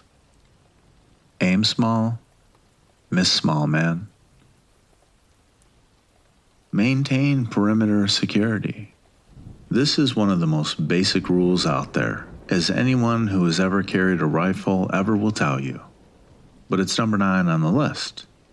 Why? Well, it's probably the 4th most important. The 12th rule, well, that is the most important one. Oh, the math doesn't make sense? Well, it will. Keep listening. There are 12 rules. I'll let you figure out why soon enough. I'll be honest. When I was trying to frame this narrative and digest my experiences into a cohesive series of events, I actually had to leave a lot of rules out. There are a ton of rules, as anyone in any job will ever tell you, such as don't shit where you eat, or don't sleep around the office. Kind of the same deal, I guess. Or don't piss off the boss. But this one is up there at the top. And so let's settle in for story time before story time. Once, when I was a young buck full of hormones and certainty, I was an infantryman. How the mighty have fallen, right? I was on perimeter security with another dude. We were M249 gunners, big gun, boom boom, scary but not scary, controlling the entry and exit point to our outpost. It was training, so no big deal, right? Wrong. They test you more than they test the enemy. I took a wink, thinking my battle buddy would cover me, but he took a wink too. Shitty communication, but we were 20 years old. Give me a break. Well, Cadre walked up and tapped my dumb ass on the helmet. Hey, you sleeping? No, I'm not. And then there I was, in the middle of the night, soaking in my own sweat like a prime roast in a slow cooker, with my squad's automatic weapons held high over my head, while I maintained a squat position for 30 minutes. It was awful. Anyway, perimeter security is not a joke. It's warfighting 101. That and fire guard. But anyway, different story for a different time. Where was I? Perimeter security. On a cold January evening, there was a National Guard unit that was training on a small mount site. That's a couple shipping containers with doors so they could practice breaching and room clearing on a simulated town. They were ambitious for the National Guard.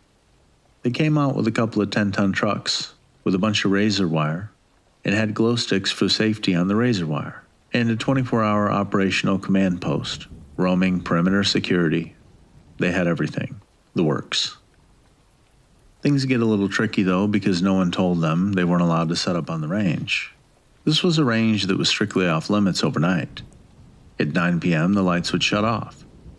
Due to some snafus in communication, Sarah and I found ourselves heading out to a location 2 ranges down from where these folks were at to help a unit with a power outage. We get to the place we were told to go and no one was there. Big surprise. Comms working as expected. Then, we pull out an all call on the range control frequency and got some squirrely private trying to tell me where they actually were, so we jumped over to their company frequency to hash things out. Long story short, we do a who's on first bit and finally figure out where they are. Shit, good timing, Sarah said. I rolled my eyes. What is it now? They aren't supposed to be camping out on that range. Either someone cleared them that shouldn't have, or they went ahead and did it anyway. It's a coin flip. So, do we go help them, or tell them to clear out, or what? Sarah thought for a few moments. Well, how about we watch? Oh, that's so romantic, I said jokingly, before getting a vicious straight to my arm. Ow, what the fuck? You packing super strength too? Jesus. Watch it, Rook. You don't want none of this, she said and shot back, making exaggerated karate knife hands. From the shadows behind my seat, she pulled out 2 objects. The crack of the can, which contained alcohol and certainly shouldn't have because we were on the clock, and passed me one. Lady of the Lake, I said, and she shot me a dirty look, and then the show began. The radio chirped. 2-5, this is Hotel Romeo. Has your security made its way back yet? They've missed their check-in twice now, the radio operator for the command post stated calmly. Negative, Hotel Romeo, a groggy voice responded after a delay. I'm going to go check on him. Wait a minute.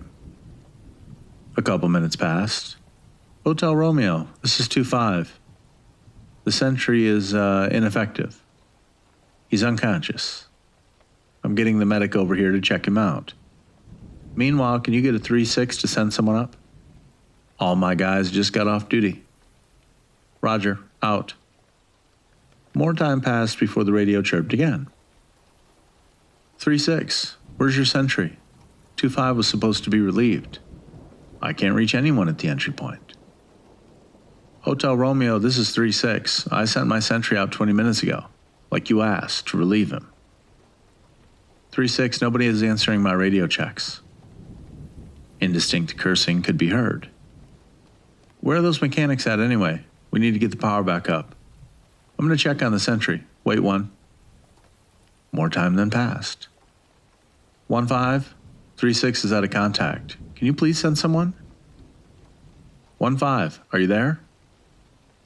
Silence. The radio then chirped again.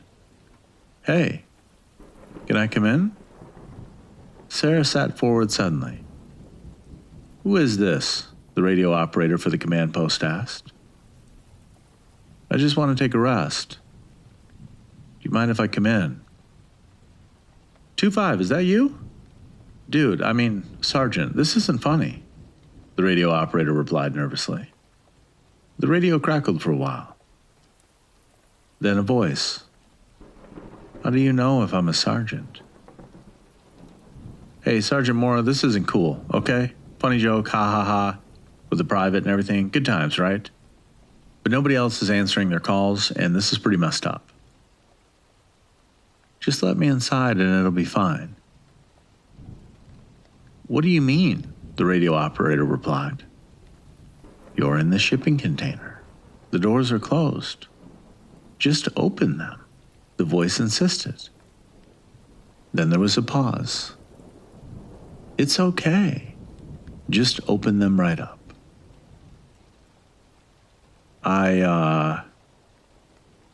Okay, the radio operator responded in a trance-like state. Sarah looked over at me and hurled her empty can into the back seat. Okay, rookie. Here we go. Here we go? What are we doing? I asked. Scooby-Dooby-Doo, where are you? We've got some work to do now, she sang, slightly out of tune. That's creepy as fuck, Sarah. Oh, come on. We're going to keep those poor assholes from dying. And, she drifted off as she started the engine and put the truck into gear, we're going to get ourselves a special souvenir. Her broad smile at that moment was clear as day in the moonlight, and it was beautiful. We sped down the road towards their camp, kicking up dust in our wake. When we finally arrived, it was plain to see that no one was conscious. We pulled up and killed the lights before getting out. 2 guards at the entry-exit point were unconscious, or dead, which briefly brought my memory from basic training back to the surface. It was then that I noticed I was a little uncomfortable with our so-called plan to get a souvenir. What are we doing here, Sarah? Huh? Hun, you worry too much. I've got you covered. Oh, and follow me. Please, take this. She then tossed a pack of zip-up ties at me. Open them, and have 3 ready to go, okay? My hands are going to be a little too occupied to get them out. She then cracked her knuckles. We crept through the perimeter without drawing attention. The guards actually were asleep, thankfully. But it was unclear if their current state was permanent or a temporary stop on the way to something much worse. There were collapsed forms strewn about as if everyone just fell to the ground in the middle of whatever they were doing. We moved quietly to the shipping container that obviously housed the command center. We stacked up near the half-open door and she pressed a solitary index finger to her lips and smiled. Before I could even conceive of a protest, she rushed in, and after a moment's hesitation, I followed. What was in that shipping container, I couldn't describe. As soon as I entered, I felt dizzy and short of breath. Forgetting where I was or why, I wanted to sit down and take a rest, but something about Sarah's urgency pushed me onward. I could see the radio operator on the ground as my cone of vision narrowed, but I could also see Sarah wrestling with something. Some form. I heard screams and shrieks, but they weren't hers. I continued stumbling forward due to momentum. With one arm outstretched, I held 3 zip ties, and then everything went black. I awoke to a dawning sun and Sarah standing over me, smiling in pure joy. "What happened?" I croaked. Sleepy, you took a nap." "But no, really. We saved a bunch of guys' lives before they went into respiratory failure." "What?" She just shook her head vigorously. "And look." She dangled something in her hands. A souvenir. It was a horn of some sort. As soon as she put it into my field of vision, I started to feel dizzy again, slipping back into the darkness. "Oh shit," she cried. Sorry. You're right, don't look. Just know we got a souvenir." She stashed it back in her pocket. "What was that thing? And you? Wait, how did you remove that horn?" "I call it the sleeper, because I'm just so creative. It's just another one of the things that roams at night. One of the sentries talked to it thinking it was a person and let it into the perimeter. That's why we don't let folks camp out here. You ever hear this thing asking to be let in, you ignore it. You engage it in conversation, you look at it. It has you. Not me, obviously, another perk of my condition where its power is useless. As for the horn, though, well..." She pulled out her Gerber and with a flick of the wrist, extended the pliers and started clacking them. This, and some elbow grease. I had to restrain it first, though. Thanks for not passing out like a bitch before getting the zip ties to me. You are a savage. Where is it? The sleeper? Oh, I'm a catch and release type of girl. I let it go. Why would you do that? If it can kill people? I trailed off. And she shrugged. People follow the rules and the sleeper's never a problem. Plus, it can come in handy from time to time. For what? I asked skeptically. And she looked at me a little sheepish. Oh, I don't know. I rolled my eyes. Oh, bullshit. What did Mikey put you up to? Well, the suit said something to you and Mikey, remember? He's a bit long-winded, but he said something along the lines of, soon new creations will displace the old, right? I nodded. Well, he kind of thinks of himself as a god, so that would mean that he thinks of us as his creation somehow. I finished the sentence for her. Right. And I don't know about you, but being replaced doesn't sound so good. So we need to figure out what exactly he meant, and this. She then patted her pocket. This might just come in handy. Keep it simple, stupid. Bear with me on this one, folks. And if you haven't heard the other rules, don't start here. It's not going to make any sense. Complex planning, civil or military, is one of the most difficult skills to master. It requires abstract thought. It requires an ability to think along multiple different streams at once and to envision how those streams interact with one another. It requires the ability to task prioritize. It requires you to understand not only the technical details, but the personal ones too. The most important part of any plan is the people. If you know your people, if you understand them, train them, and develop them, they can do wonderful and amazing things. And if you ignore and abuse them, well, people are smart. People are creative. People can also throw a wrench in things if they're so inclined. I don't think the suit ever really understood people. I walked into the break room of our shop and sat down next to Lee, my supervisor. After the stressors of our last encounter with the suit and the suspicion Sarah raised, I had to know more. So, what happened to the new guy? Lee kept reading the article on his phone. It was a training accident. Really? He glanced over. No, not really. He looked at the fucking others. What do you think? Rule number 3, man. I shrugged. Yeah, I mean, okay.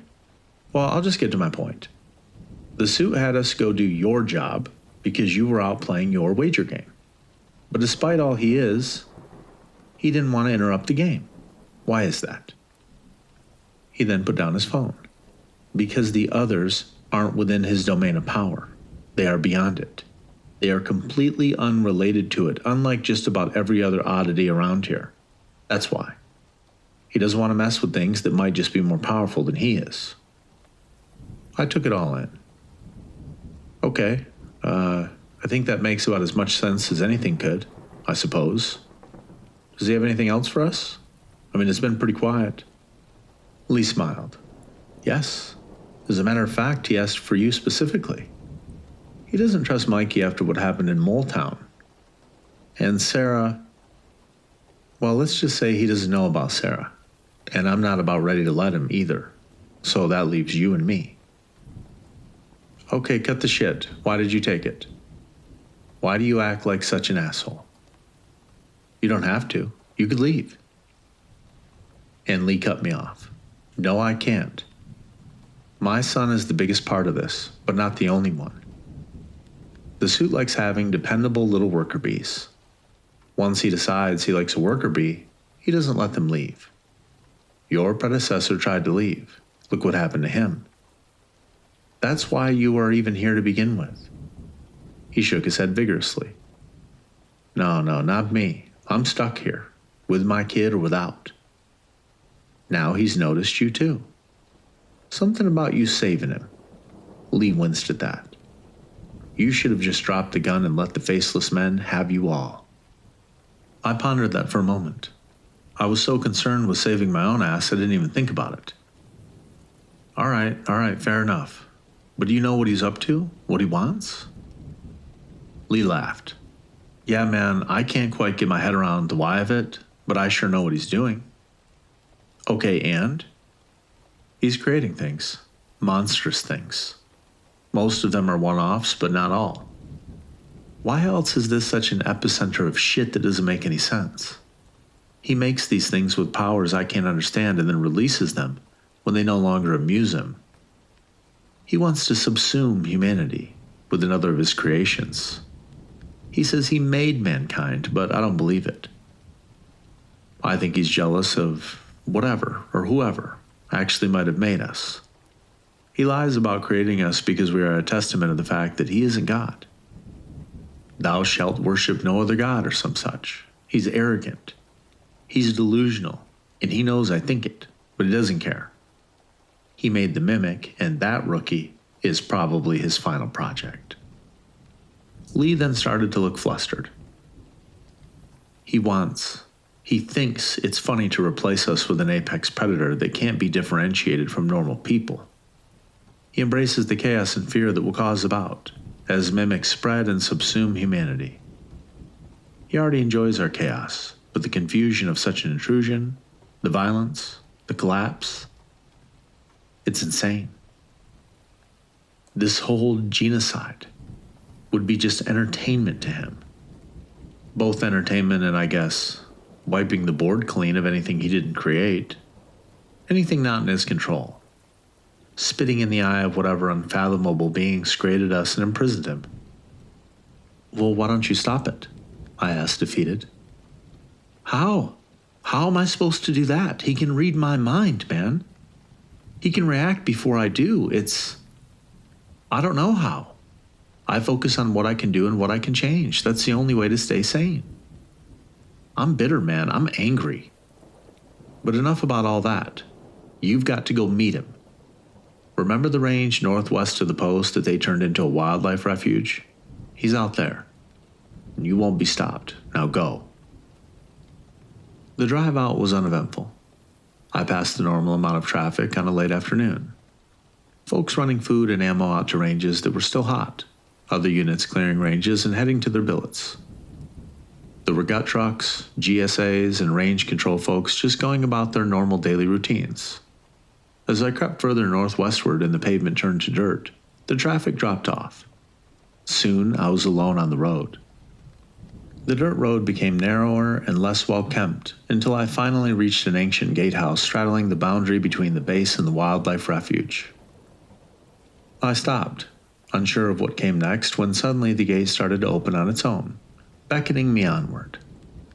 Thankfully, it was just one road, and it led right to an old munitions bunker, tucked away in a draw between two hills. Outside were parked several vehicles, including none other than the suit's black sedan. I made it to the door to the bunker and it opened for me on cue. I was met by a blank-faced man in a lab coat who led me in. The facility was much larger than it looked on the outside, which was to be expected, I guess. I'd never been inside a munitions bunker, so it made sense that there'd be a lot of it underground. I followed the man through a maze of equipment and containment cells, which would have previously been used to segregate and secure different types of heavy munitions, but were now imprisoning many things much more unique. The darkness prevented me from seeing clearly, but out of one eye I could see Chris laying on a cot. And in another, something resembling a demon. Just as quickly as those glimpses came, they went. My mind was reeling, and every junction I passed was guarded by twisted versions of men with empty, soulless eyes. And then, I was standing in front of the suit. "So, you are good with the high-voltage equipment and generators and such, yes?" He started without pretense. I nodded. "Yeah, I'm certified." "Wonderful. I had a falling out, shall we say, with our plant manager. He tried to kill the power in the facility, and his position has been vacated. The job is yours." He clasped his hands together with a smile. "You helped me escape, and you are kind of my only choice right now. But I don't need to tell you what would happen if you were to become a problem, do I?" I shook my head vigorously, and he continued. "Great. And don't worry, it's temporary. Soon we'll be shutting this facility down." Sheepishly I asked, "So where do you want me, and what are the rules here? Am I stuck?" "What? No. You'll just be on call with some additional duties. When you're not here, you'll be back with Lee." And on that note, he shooed me out of his office, and I was back in the corridor face to face with a man in a lab coat. "Follow me. I'll give you a breakdown of your duties and where the equipment is." We walked deeper into the facility, and the man, Gabriel, explained how things worked here. I mean that literally, the mechanics of it, boring stuff. However, as we neared the generator room nestled deep within the darkest depths of the bunker, we came across a bank of chambers. I slowed and peered in. He's pretty open about what's going on here, isn't he?" I asked. Gabriel shrugged. "If you run, he'll find you. But he doesn't see any of us as a threat, no matter what we know. We try to speak out and he appears. And while obviously no one has been able to speak out, he knows nobody can do anything to stop him." He looked sad at his last sentence. A defeated man resigned to servitude. I leaned closer into the viewing pane of the first chamber, and in it a faceless man paced. I walked to the next, and saw a form on the ground. Unmoving, yet clearly in the process of some sort of transformation or infection. In the next, I saw a naked man pacing around and uttering nonsense. "Yeah, the infection doesn't take in everyone. About 1 in 10, maybe. The rest go insane, they die." Gabriel then started opening up to me, unprompted. Sure, the faceless men can infect you if they choose, but that's not always how it was. Before, the infection was spread by the local fauna. Well, one species in particular, the tortoise. Where the infection came from, how it spread, I really don't know. But it's all part of an ecosystem. It refills the well of the other reality with the sacrifices of this one. It's like a salmon, swimming upstream to spawn. It turns men, and only men, into faceless ones, or it kills them. And, well, you know. I jumped as a hand then rested on my shoulder. The suit was standing right behind us. "What are you guys talking about?" he asked coolly. Gabriel clammed up and looked downwards. "Your pets," I responded. He smiled at that. "Oh yes, they are fascinating, aren't they? Dangerous too. I've actually used them to help me shape other fun projects." The transformation is especially interesting. It subsumes the original identity and imparts fantastic gifts, including agelessness, but they retain mortality. There is still so much I don't understand about them. But you remember the mimic, right? He asked. Yes, of course.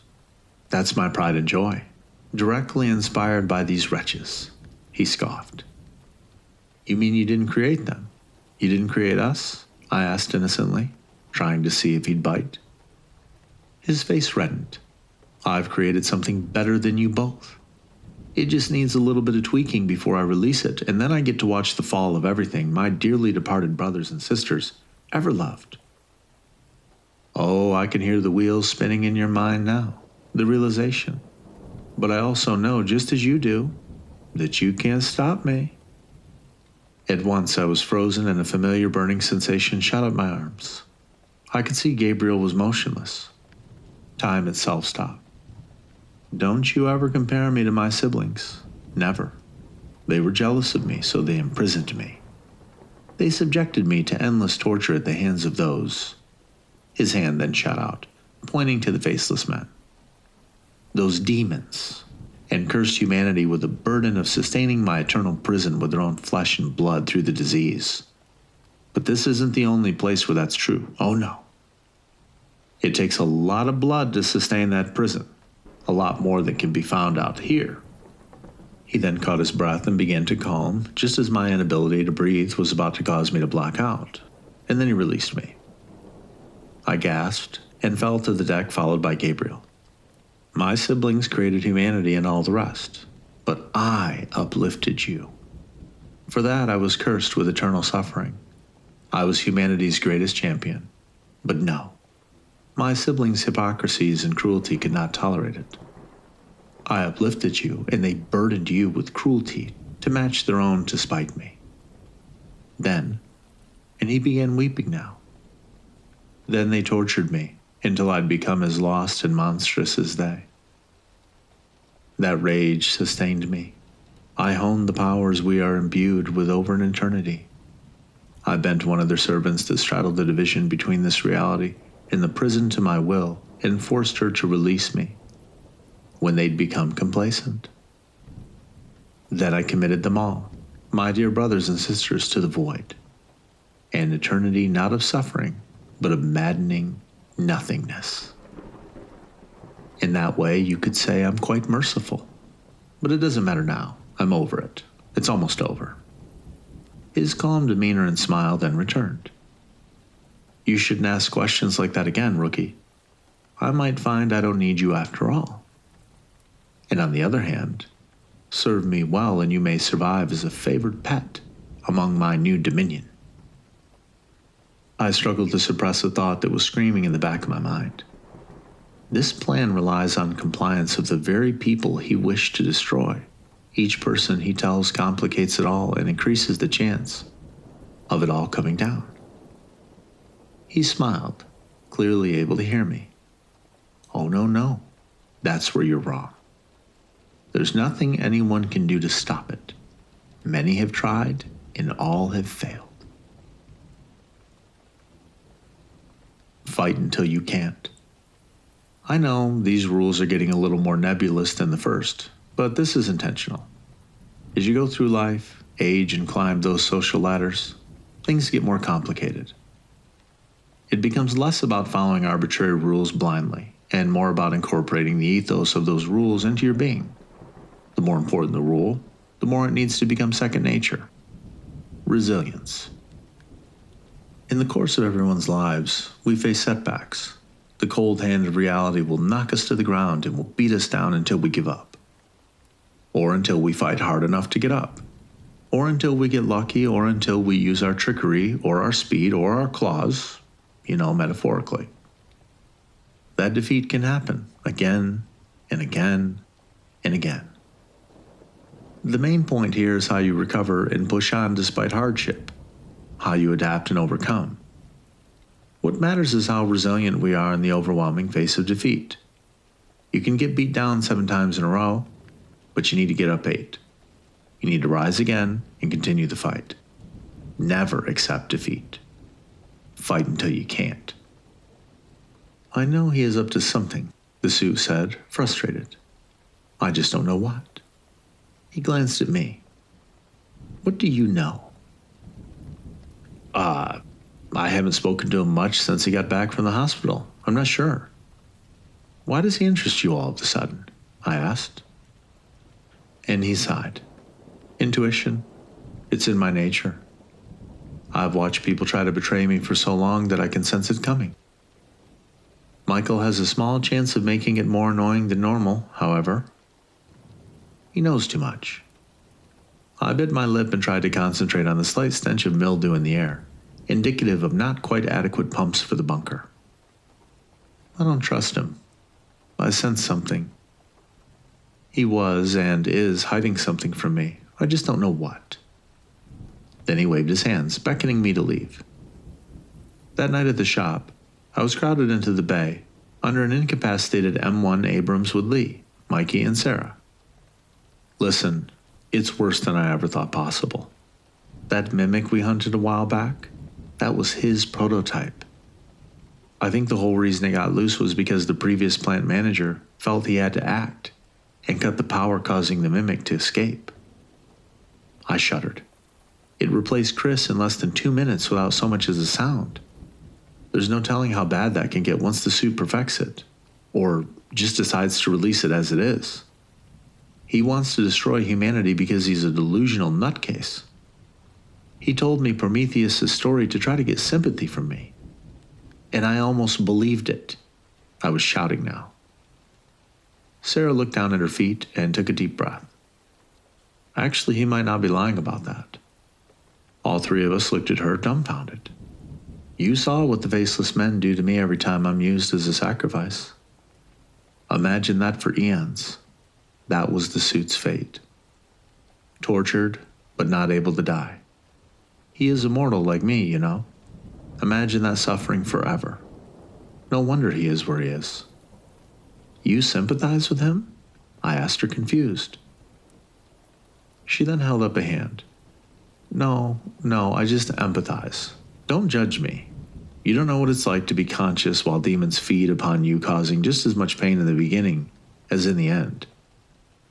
What could that do to your mind over eons? She then shook her head. Evil he may be, but he had evil done to him too, and none of it was right. Lee then spoke first. Well, what do we do? He was cool, almost free of worry despite the circumstances. We need to fight. We need to do something, Mikey responded passionately. Sarah was silent, in thought. Well, why don't we use the others to help us? We could get a bargain, I said. And Lee stopped me. If you really want something, they will never give it to you because it won't amuse them. Don't be naive, rookie. We can go to them. Mikey then spoke up. Well, we could take him through the aperture somehow. And how would you lure him? How would you secure the lure? You've seen what he can do, Sarah interrupted. I was about to speak when Mikey got red in the face. God damn it, Sarah. What am I supposed to do? I'm always coming up with ways to deal with this fucker, and you always shoot me down, and you never offer any answers. There's no explanations for your abilities or how much you know about the suit. It makes me think you're trying to protect him. You're even making excuses for his senseless slaughter of innocents. Did you help him escape? Is that what this is about? Your memories have been returning since shit's been going off the rails. You remember that far back yet, huh? Mikey was screaming at her. I'm remembering a lot more, but I'm not. I didn't, Sarah started before Lee jumped in. Mikey, calm down. You need to relax. You know how powerful he is. What do you expect us to do? I almost had him at Mole Town. What have you or Sarah ever done to slow his progress? Now, Mikey, you need to wait a minute. No, I'm not waiting. This is bullshit. Humanity is going to end and we need to do something. He kicked open the door and then sprinted to his truck before peeling out. Lee and Sarah looked at each other. I'll go get him, Lee said. Sarah nodded without showing any emotion. Then Lee, too, took off. Neither Lee nor Mikey had returned for over an hour before I got worried. I checked my cell nervously, waiting for a call from the suit, but none came. I decided then that I needed to act. "I'm going, Sarah. I have to know if he's okay." The best way, as I see it, is to head back to the suit's bunker and check.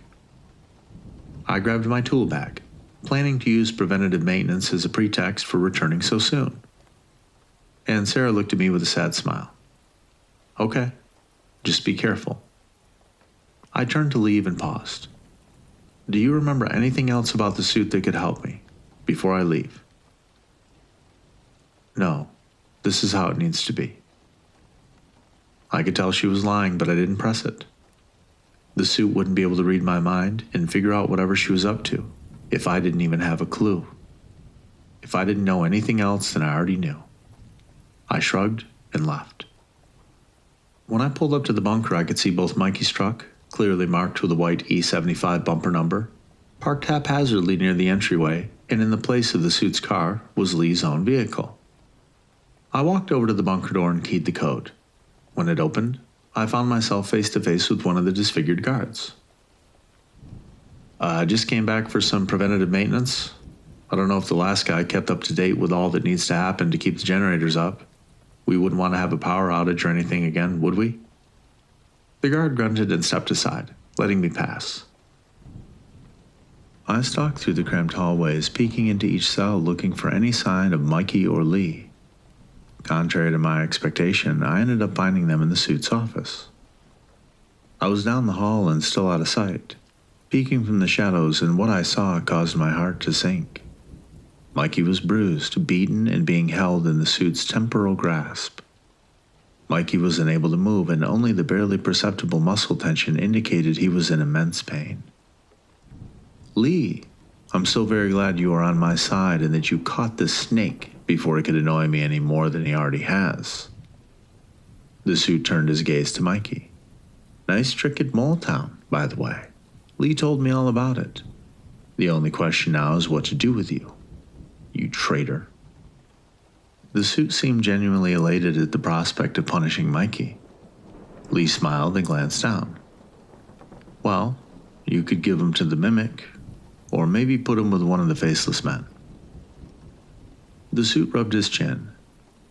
"Either way, it'd be quick, perhaps too quick. Oh, what to do, what to do." And then an idea came to him. "Let's do this. Let's give him to the mimic, and then set it loose into the population. What I really like about the mimic is how it binds and sustains the victim's consciousness for a time as it replaces the victim top to bottom.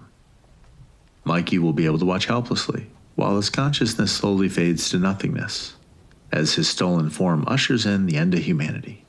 Yes, that would be a perfect punishment for disobedience. It moves our timeline up, but after thinking about it, the rookie was probably right. I overcomplicate things for symbolic purposes. We can just go ahead and get started." Lee then looked up.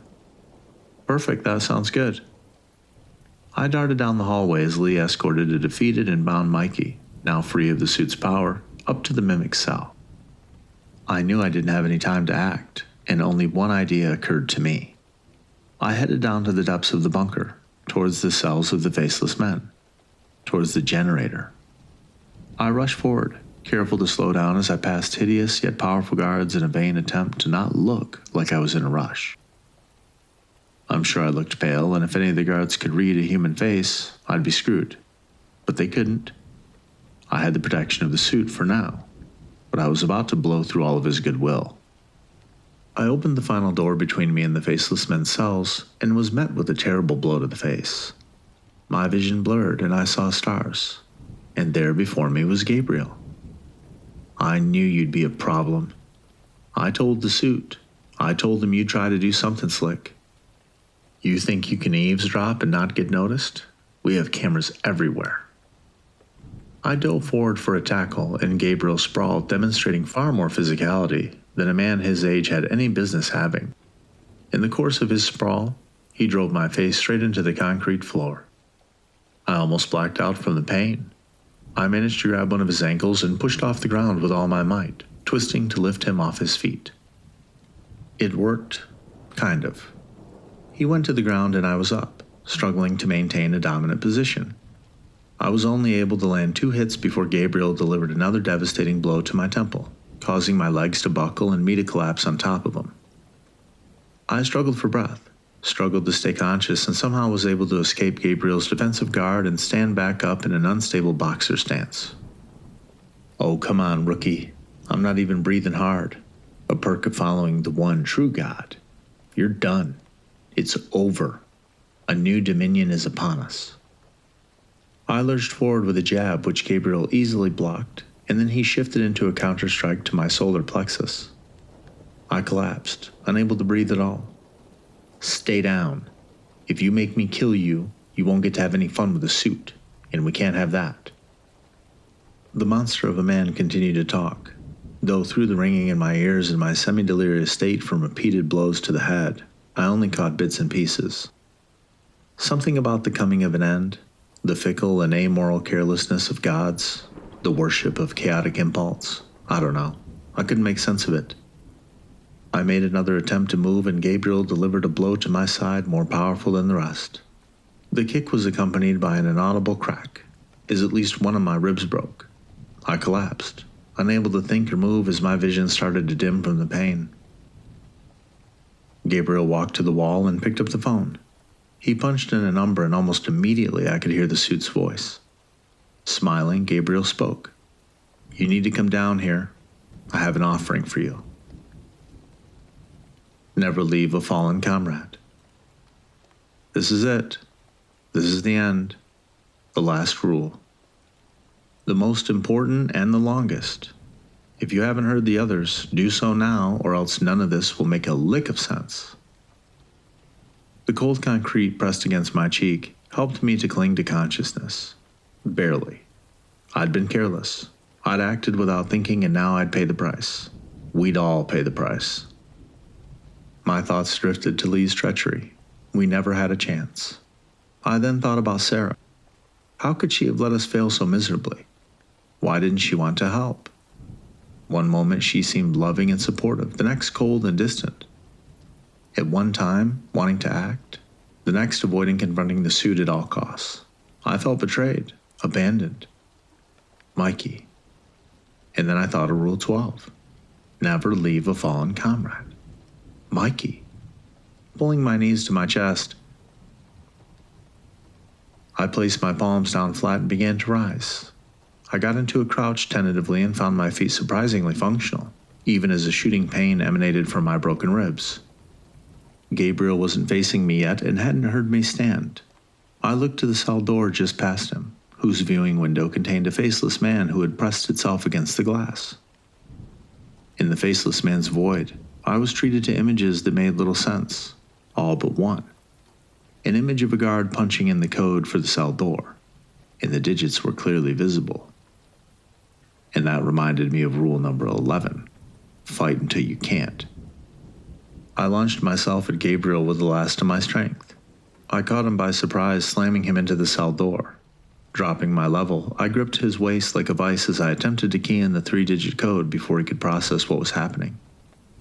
A stabbing pain shot through my back as Gabriel brought an elbow down. The cell door unlocked and opened as we spilled into the cell. The sudden loss of the door as a firm surface to mount his defense caused Gabriel to flail and fall.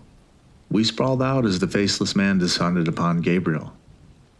I scrambled to exit the cell and lock it behind me.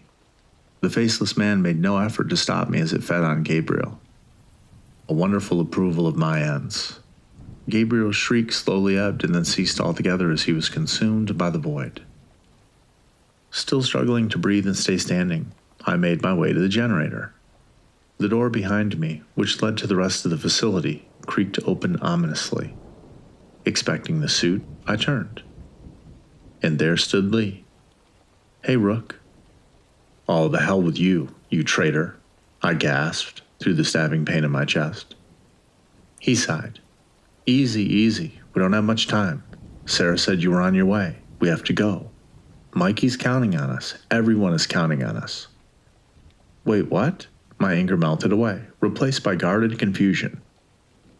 The suit doesn't understand people. He's so confident he knows all the variables and that he's defeated our will to resist. Well, he doesn't get people. I'll be honest, you and Mikey have thrown a wrench into things, but if we can pull it off, it may end up being cleaner than our original plan. The suit thinks he's the only one who can see past his own nose. Lee then rubbed his temples. Listen, Mikey is outside the mimic's cell waiting for the power to go out so we can steal it and lure the suit out of here.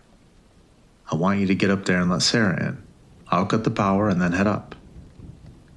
Lee then walked over to the wall phone, picked it up and dialed. Sarah, it's Lee. We're a go. Give me 1 minute. It's time for you to get to work. Also, I'm sending the rookie up to let you in. Then we're getting the mimic and getting out of here. There was an indistinct chatter. No. He's a little worse for wear, but he's alive. He'll live. Then Lee hung up the phone and turned to me. Go. No alarms had been raised yet, so the guards remained at their posts, unconcerned that anything might be amiss. I climbed out of the belly of the bunker, careful to hide the pain I was in. I made it all the way to the entrance of the bunker without incident. As I stepped towards the panel to open the door, the guard standing nearby grabbed my wrist and squeezed so tightly pain shot up my arm. What are you doing? It said through barely functional lips. Wincing, I squeezed a response through my clenched teeth. I left a set of tools I need in my truck. I'll come right back in, easy peasy. The creature thought for a few moments and released its grip. It grunted, and I reached forward and opened the door. Sarah stood there with a small object in her hand and a large one strapped to her back. In the bag on her back, I could see some movement, but then the sleeper's horn held in her hand caused me to start to lose consciousness. I clenched my eyes shut, using the wall to help me keep my balance. I waited until I heard the guard collapse and Sarah give me an all clear. Hey, Sleepy, you okay? Her smile had returned and her new nickname for me warmed my heart. She was in her element, not thinking about tomorrow, just focusing on the adventure. Forgetting about what she carried on her back, I groaned. Let's just get a move on. Today absolutely sucks. She winked at me and took the lead as we moved towards the mimic cell. The sleeper's horn held in front of her, but out of my view. Each junction we passed, we left unconscious guards in our wake. As if on cue, when we came to the mimic cell, the power was out. We stood in darkness for moments before the emergency lighting came on. Mikey? Sarah whispered. She was answered by a form creeping out from behind some piping. Hey, we're really doing it. Despite his wounds, he looked excited. Don't get cocky. A lot can still go wrong. Come on, let's get the mimic. Lee came around the corner to run. The suit's coming, we have to move. Without even thinking, I darted in the direction from which Lee had come, and Sarah tried to grab me, but I just barely slipped from her grasp. I had to delay him. I ran out of earshot of the mimic cell and came face to face with the suit. I emptied my mind and focused. Even in the crimson glow of the emergency lighting, I could sense his fury. Before I could speak, he stopped time around us. Again, I couldn't breathe and experienced that same searing pain radiating from my fingertips to my shoulders. He approached me to the point where our noses were nearly touching and he yelled, "What did you do?" Nothing. I was heading down to you, to the generator. I didn't cut the power. I couldn't have. I kept having these thoughts so he could understand. My inability to breathe helped make my pleas both sincere and focused. I emptied my mind and focused on the nameless horrors that could escape if I couldn't get the generators back up before the backup power ran out. He closed his eyes but didn't release me. I could feel him searching my mind, and in it he found terror, panic, all genuine but misleading. And then he released me. I fell to the deck, coughing, once again near the abyss of unconsciousness. "Follow me," he commanded. As we walked, he looked at me. "You are in immense pain. Why?" I fell and hid my head. One of the guards damn near crushed my wrist for trying to open a door. And I have a few broken ribs from a fight I got into not long ago.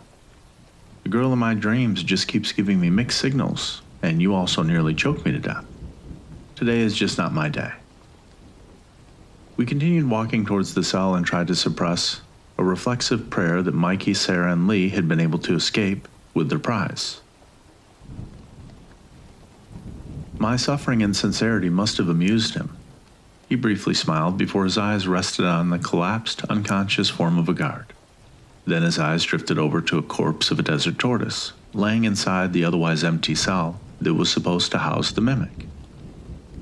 "Oh, God damn it," I cried out, both in confusion about the tortoise's role in the plan, as well as in anticipation of the suit's inevitable tantrum that usually ended in me getting choked. He must have sensed my confusion above and beyond any other emotions or thoughts, because the exercise of his power didn't come. The suit stood there displaying an emotion I'd never seen in him before: shock. Things were happening too quickly for him, throwing all his best laid plans into chaos. "No, no, no. This can't be." He was scared, but only for a few moments. He recovered his poise, his vigor, and his rage, and turned it towards the task of hunting down those who were causing such great annoyance. How? How could I have not seen this plan in Mikey? They must have contaminated the mimic with the affliction. That's going to be bad, very bad.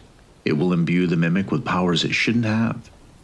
After a brief moment of pause, the suit took off in a sprint heading towards the entrance. I was in no shape to keep up with him, not after the beating I'd taken. But I emerged from the bunker in time to see Mikey in his idling truck, with a zip-tied and gagged mimic in the back, still wearing Chris's form. I idly wondered why the mimic chose to keep that form, as Mikey's taunts stole my attention. And then it clicked. He was taunting the suit. The suit was unable to use his power. Over the curses and insults Mikey was shouting at the stunned deity, I scanned the bumper of his truck once more. Echo 75. It was the same truck we tried to ambush the suit in the City of Faceless Men.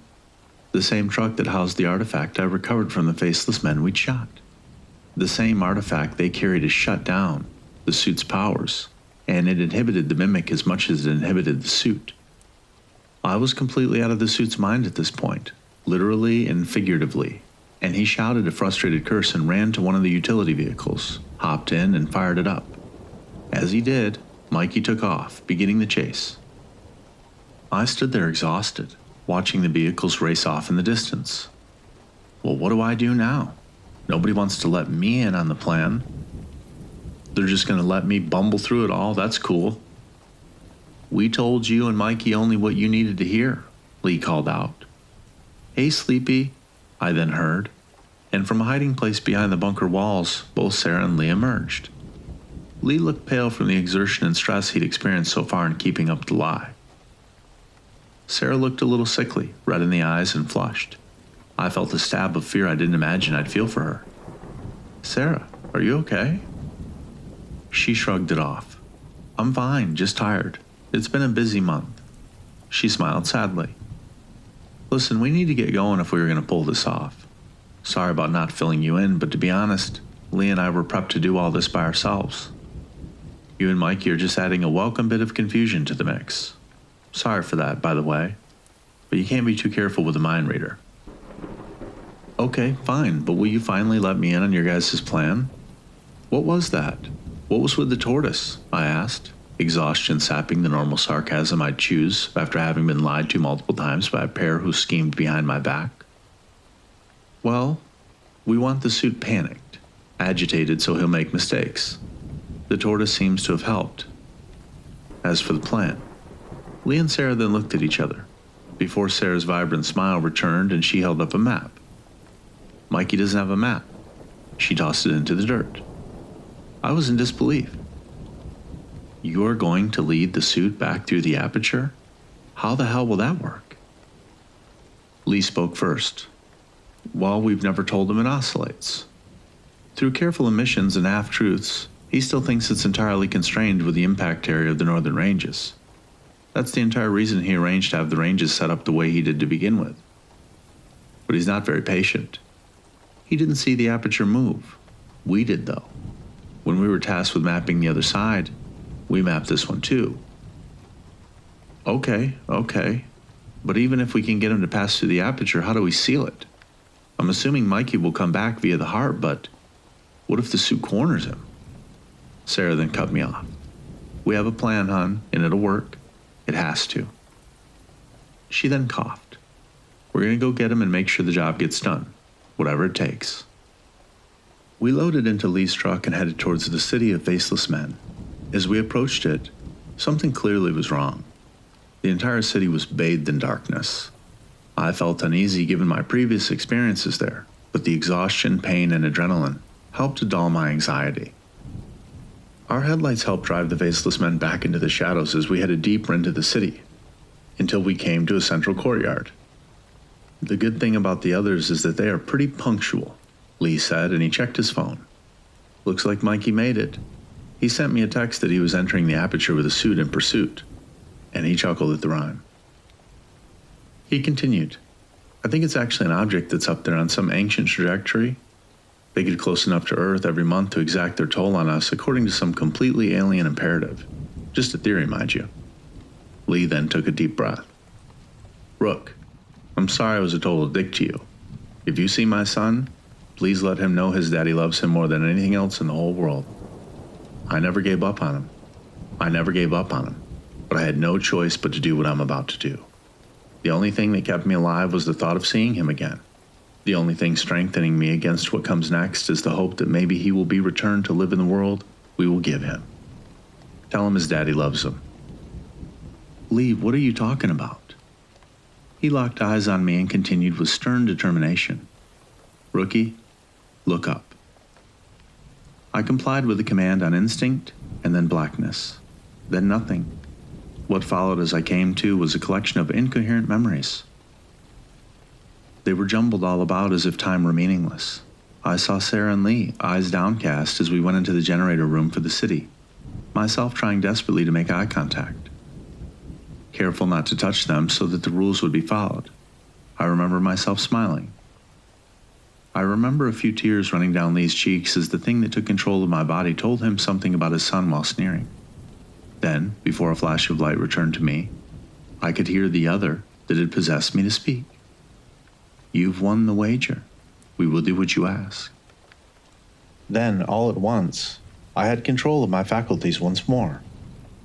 I looked around, coming out of the haze I was under to find Sarah and only Sarah there beside me. She was looking even more sickly than before, gaunt and exhausted. How long was I gone for? Where's Lee? What was the wager? Sarah said nothing for a while, eyes still downcast. Lee's gone, Sleepy. You were the wager, but he took your place in return for closure of the aperture. The others accepted the sacrifice. They made a deal, and they always keep their word. Can they do that? She looked at me. I don't know if there's anything they can't do.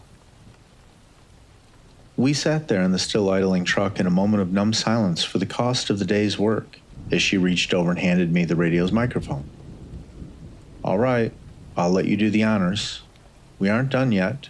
We're almost there. We've closed the aperture, but Mikey's still over there, and a whole city of faceless men is still here. She smiled weakly and pointed at the radio. Samantha. My physical exhaustion almost made my exclamation of her name sound sensual. She giggled deliriously. Don't make me jealous. I smiled but hesitated. She reached over and calmly held my hand. Samantha is the one who broke the suit free. Samantha straddles reality between this world and the next. Once she was a helpful tool in the enforcement of his exile, ensuring his siblings could check in on him without ripping open his prison. But as eons passed, their visits grew sparser until many forgot about him and his imprisonment altogether. Meanwhile, he twisted Samantha to his will, contaminated her with his rage, and convinced her to tear open the reality in which they resided. It was a tear so large, even she couldn't fix it. Then he cast her adrift and ignored her as he exacted his revenge on all of his siblings. He spun his Prometheus story for her long before you. All myths start somewhere. You aren't the first to be won by its emotional power. She still possesses an artifact of his rage that paired with her own rage at his betrayal, and that results in unfortunate confrontations. But she's lonely, shunned, and depressed. She'll help us make everything right. My mouth hung open, unprepared for the confession. How do you know this? Your memories, they're gone. Well, for one, the longer I contemplate my distant past, the more memories come back to the surface. And 2, let's just say I've dipped myself into an eternal river that shows me things I'd forgotten. I know Samantha will help us because I've already asked her to help us, and she agreed. She's going to send us all over to the other side. This city and all of its horrific inhabitants, and the bunker too. She's waiting now for us to ask. So just ask. Now remember how I said all those rules ago that I never unintentionally break a rule twice? I reached over and cleared the encryption fill on the radio. Then I keyed the microphone. Samantha, we're ready. Is the aperture closed? A similar response issued from the radio in Morse. Okay, good. Can you help us make this right? Can you help us save Mikey? The ground trembled. A loud man echoed from all around. A loud moan echoed from all around. The stars and moon disappeared behind a black fog, and we were passing through the mysterious ether. All sounds stopped. Time once again became meaningless. The lights on our truck dimmed and died. Then slowly light returned. All reds and oranges. We were still in the city of faceless men, but we were in the other, the eternal prison. The wastes of the eternal prison were bright, forever illuminated by another sun that never set. This place is sustained by the blood of men. I don't know why we did it like that. I was too young. The entire era feels like a fever dream. Childhood, that's what it was. Childhood among gods. Well, not gods, but you know what I'm saying. It was some sort of a pact to bind us together. I'll be honest, the old ones who created this place were not kind. They were powerful but cruel. They demanded much. If a new pact is formed, it cannot be the same as the old. The cycle of suffering must end. So he and you are the same type of being? I stated, but it was more like a question.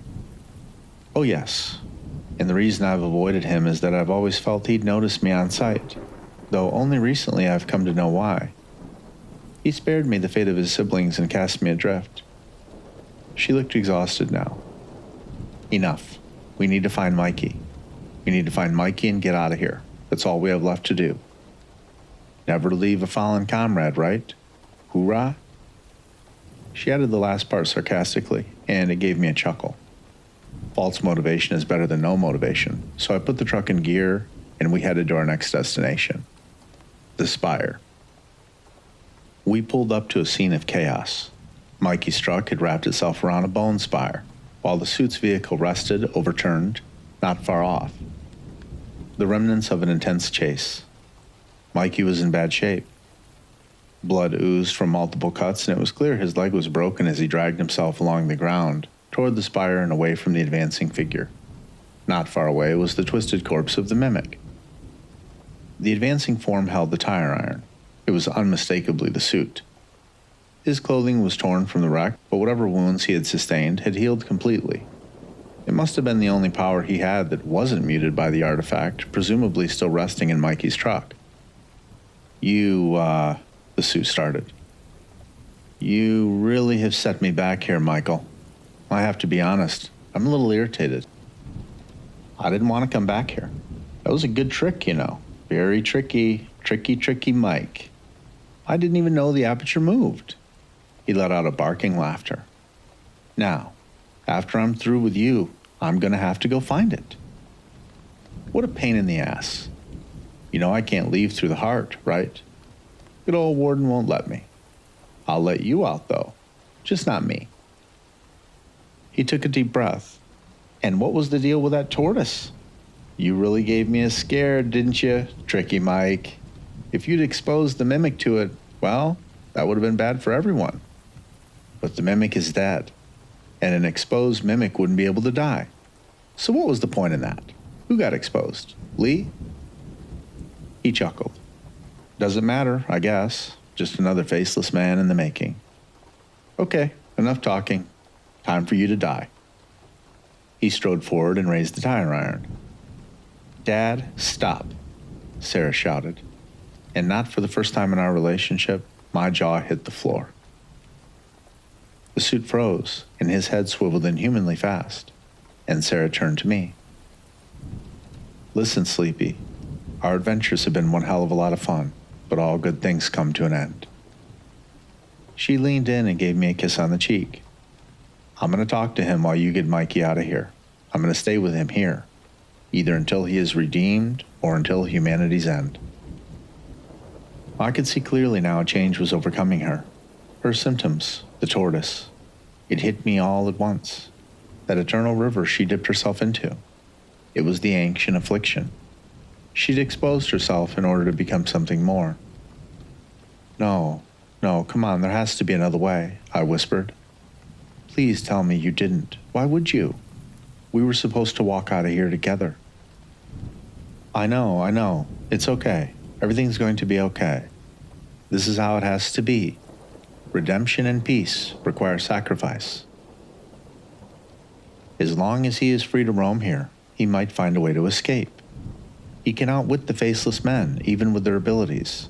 He could escape again. We will do it right this time.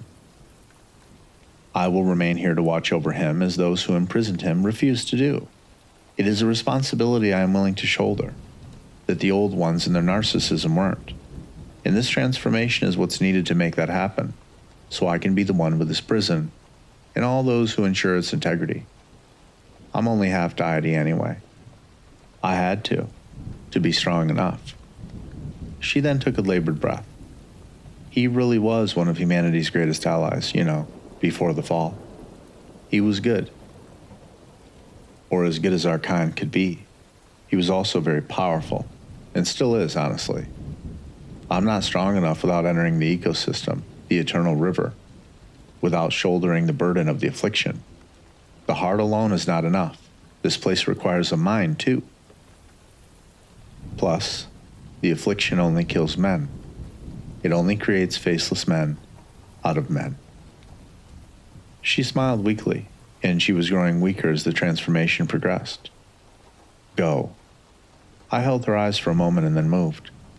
The suit was walking directly towards Sarah now, and I gave him a wide berth. Both Mikey and I were forgotten. I dashed over to Mikey and hoisted him up. He winced from the pain from a broken leg, and I from my ribs. Together, we made one fully functional cripple. As we limped towards the spire, I caught a mere sample of the conversation between the suit and Sarah. You worked with them to lure me here. Why? He asked, pleading. I spared you because I loved you. Why would you betray me? You've lost your way, Dad. I'd hoped somewhere deep down that you'd abandon your pursuit of cruelty and chaos, to spite those who committed crimes against you. But the stains of your imprisonment here, they're not going to wash away. And what? You are to take over the mantle of head torturer? He scoffed. She collapsed, and I could hear genuine concern in the suit's dash to catch her. No, of course not, Dad. I'm not like your siblings. I couldn't have faced you on the other side. You wouldn't have listened. You would have brushed me aside. And you're goddamn right I would have. She then smiled. There will be no more torture. I can hear the faceless men now beckoning me for order, direction.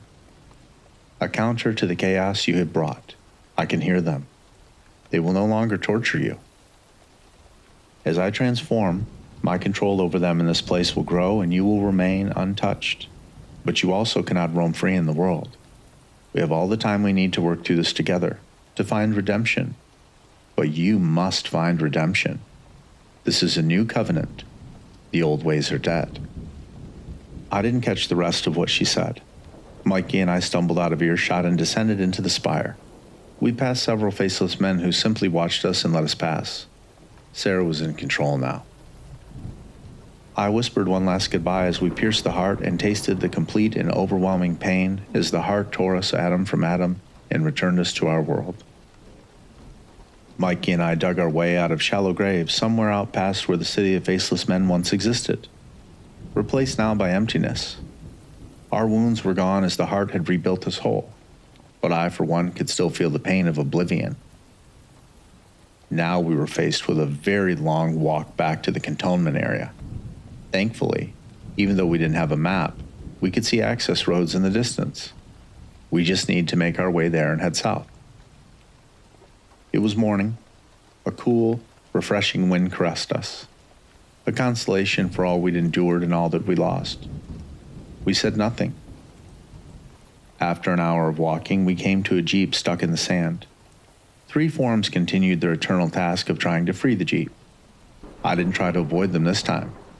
Rather, we walked right up to the jeep. "You need a hand?" I called out. A ghoulish face popped out from the front of the jeep. Its dead eyes locked onto me and it strained through its bloated tongue. "Yes, we'd appreciate that." Mikey and I fell in among the 3 long dead soldiers and helped them dig their jeep out. Then, with what meager tools they had, we helped them fix it. "Thank you," the lead apparition said.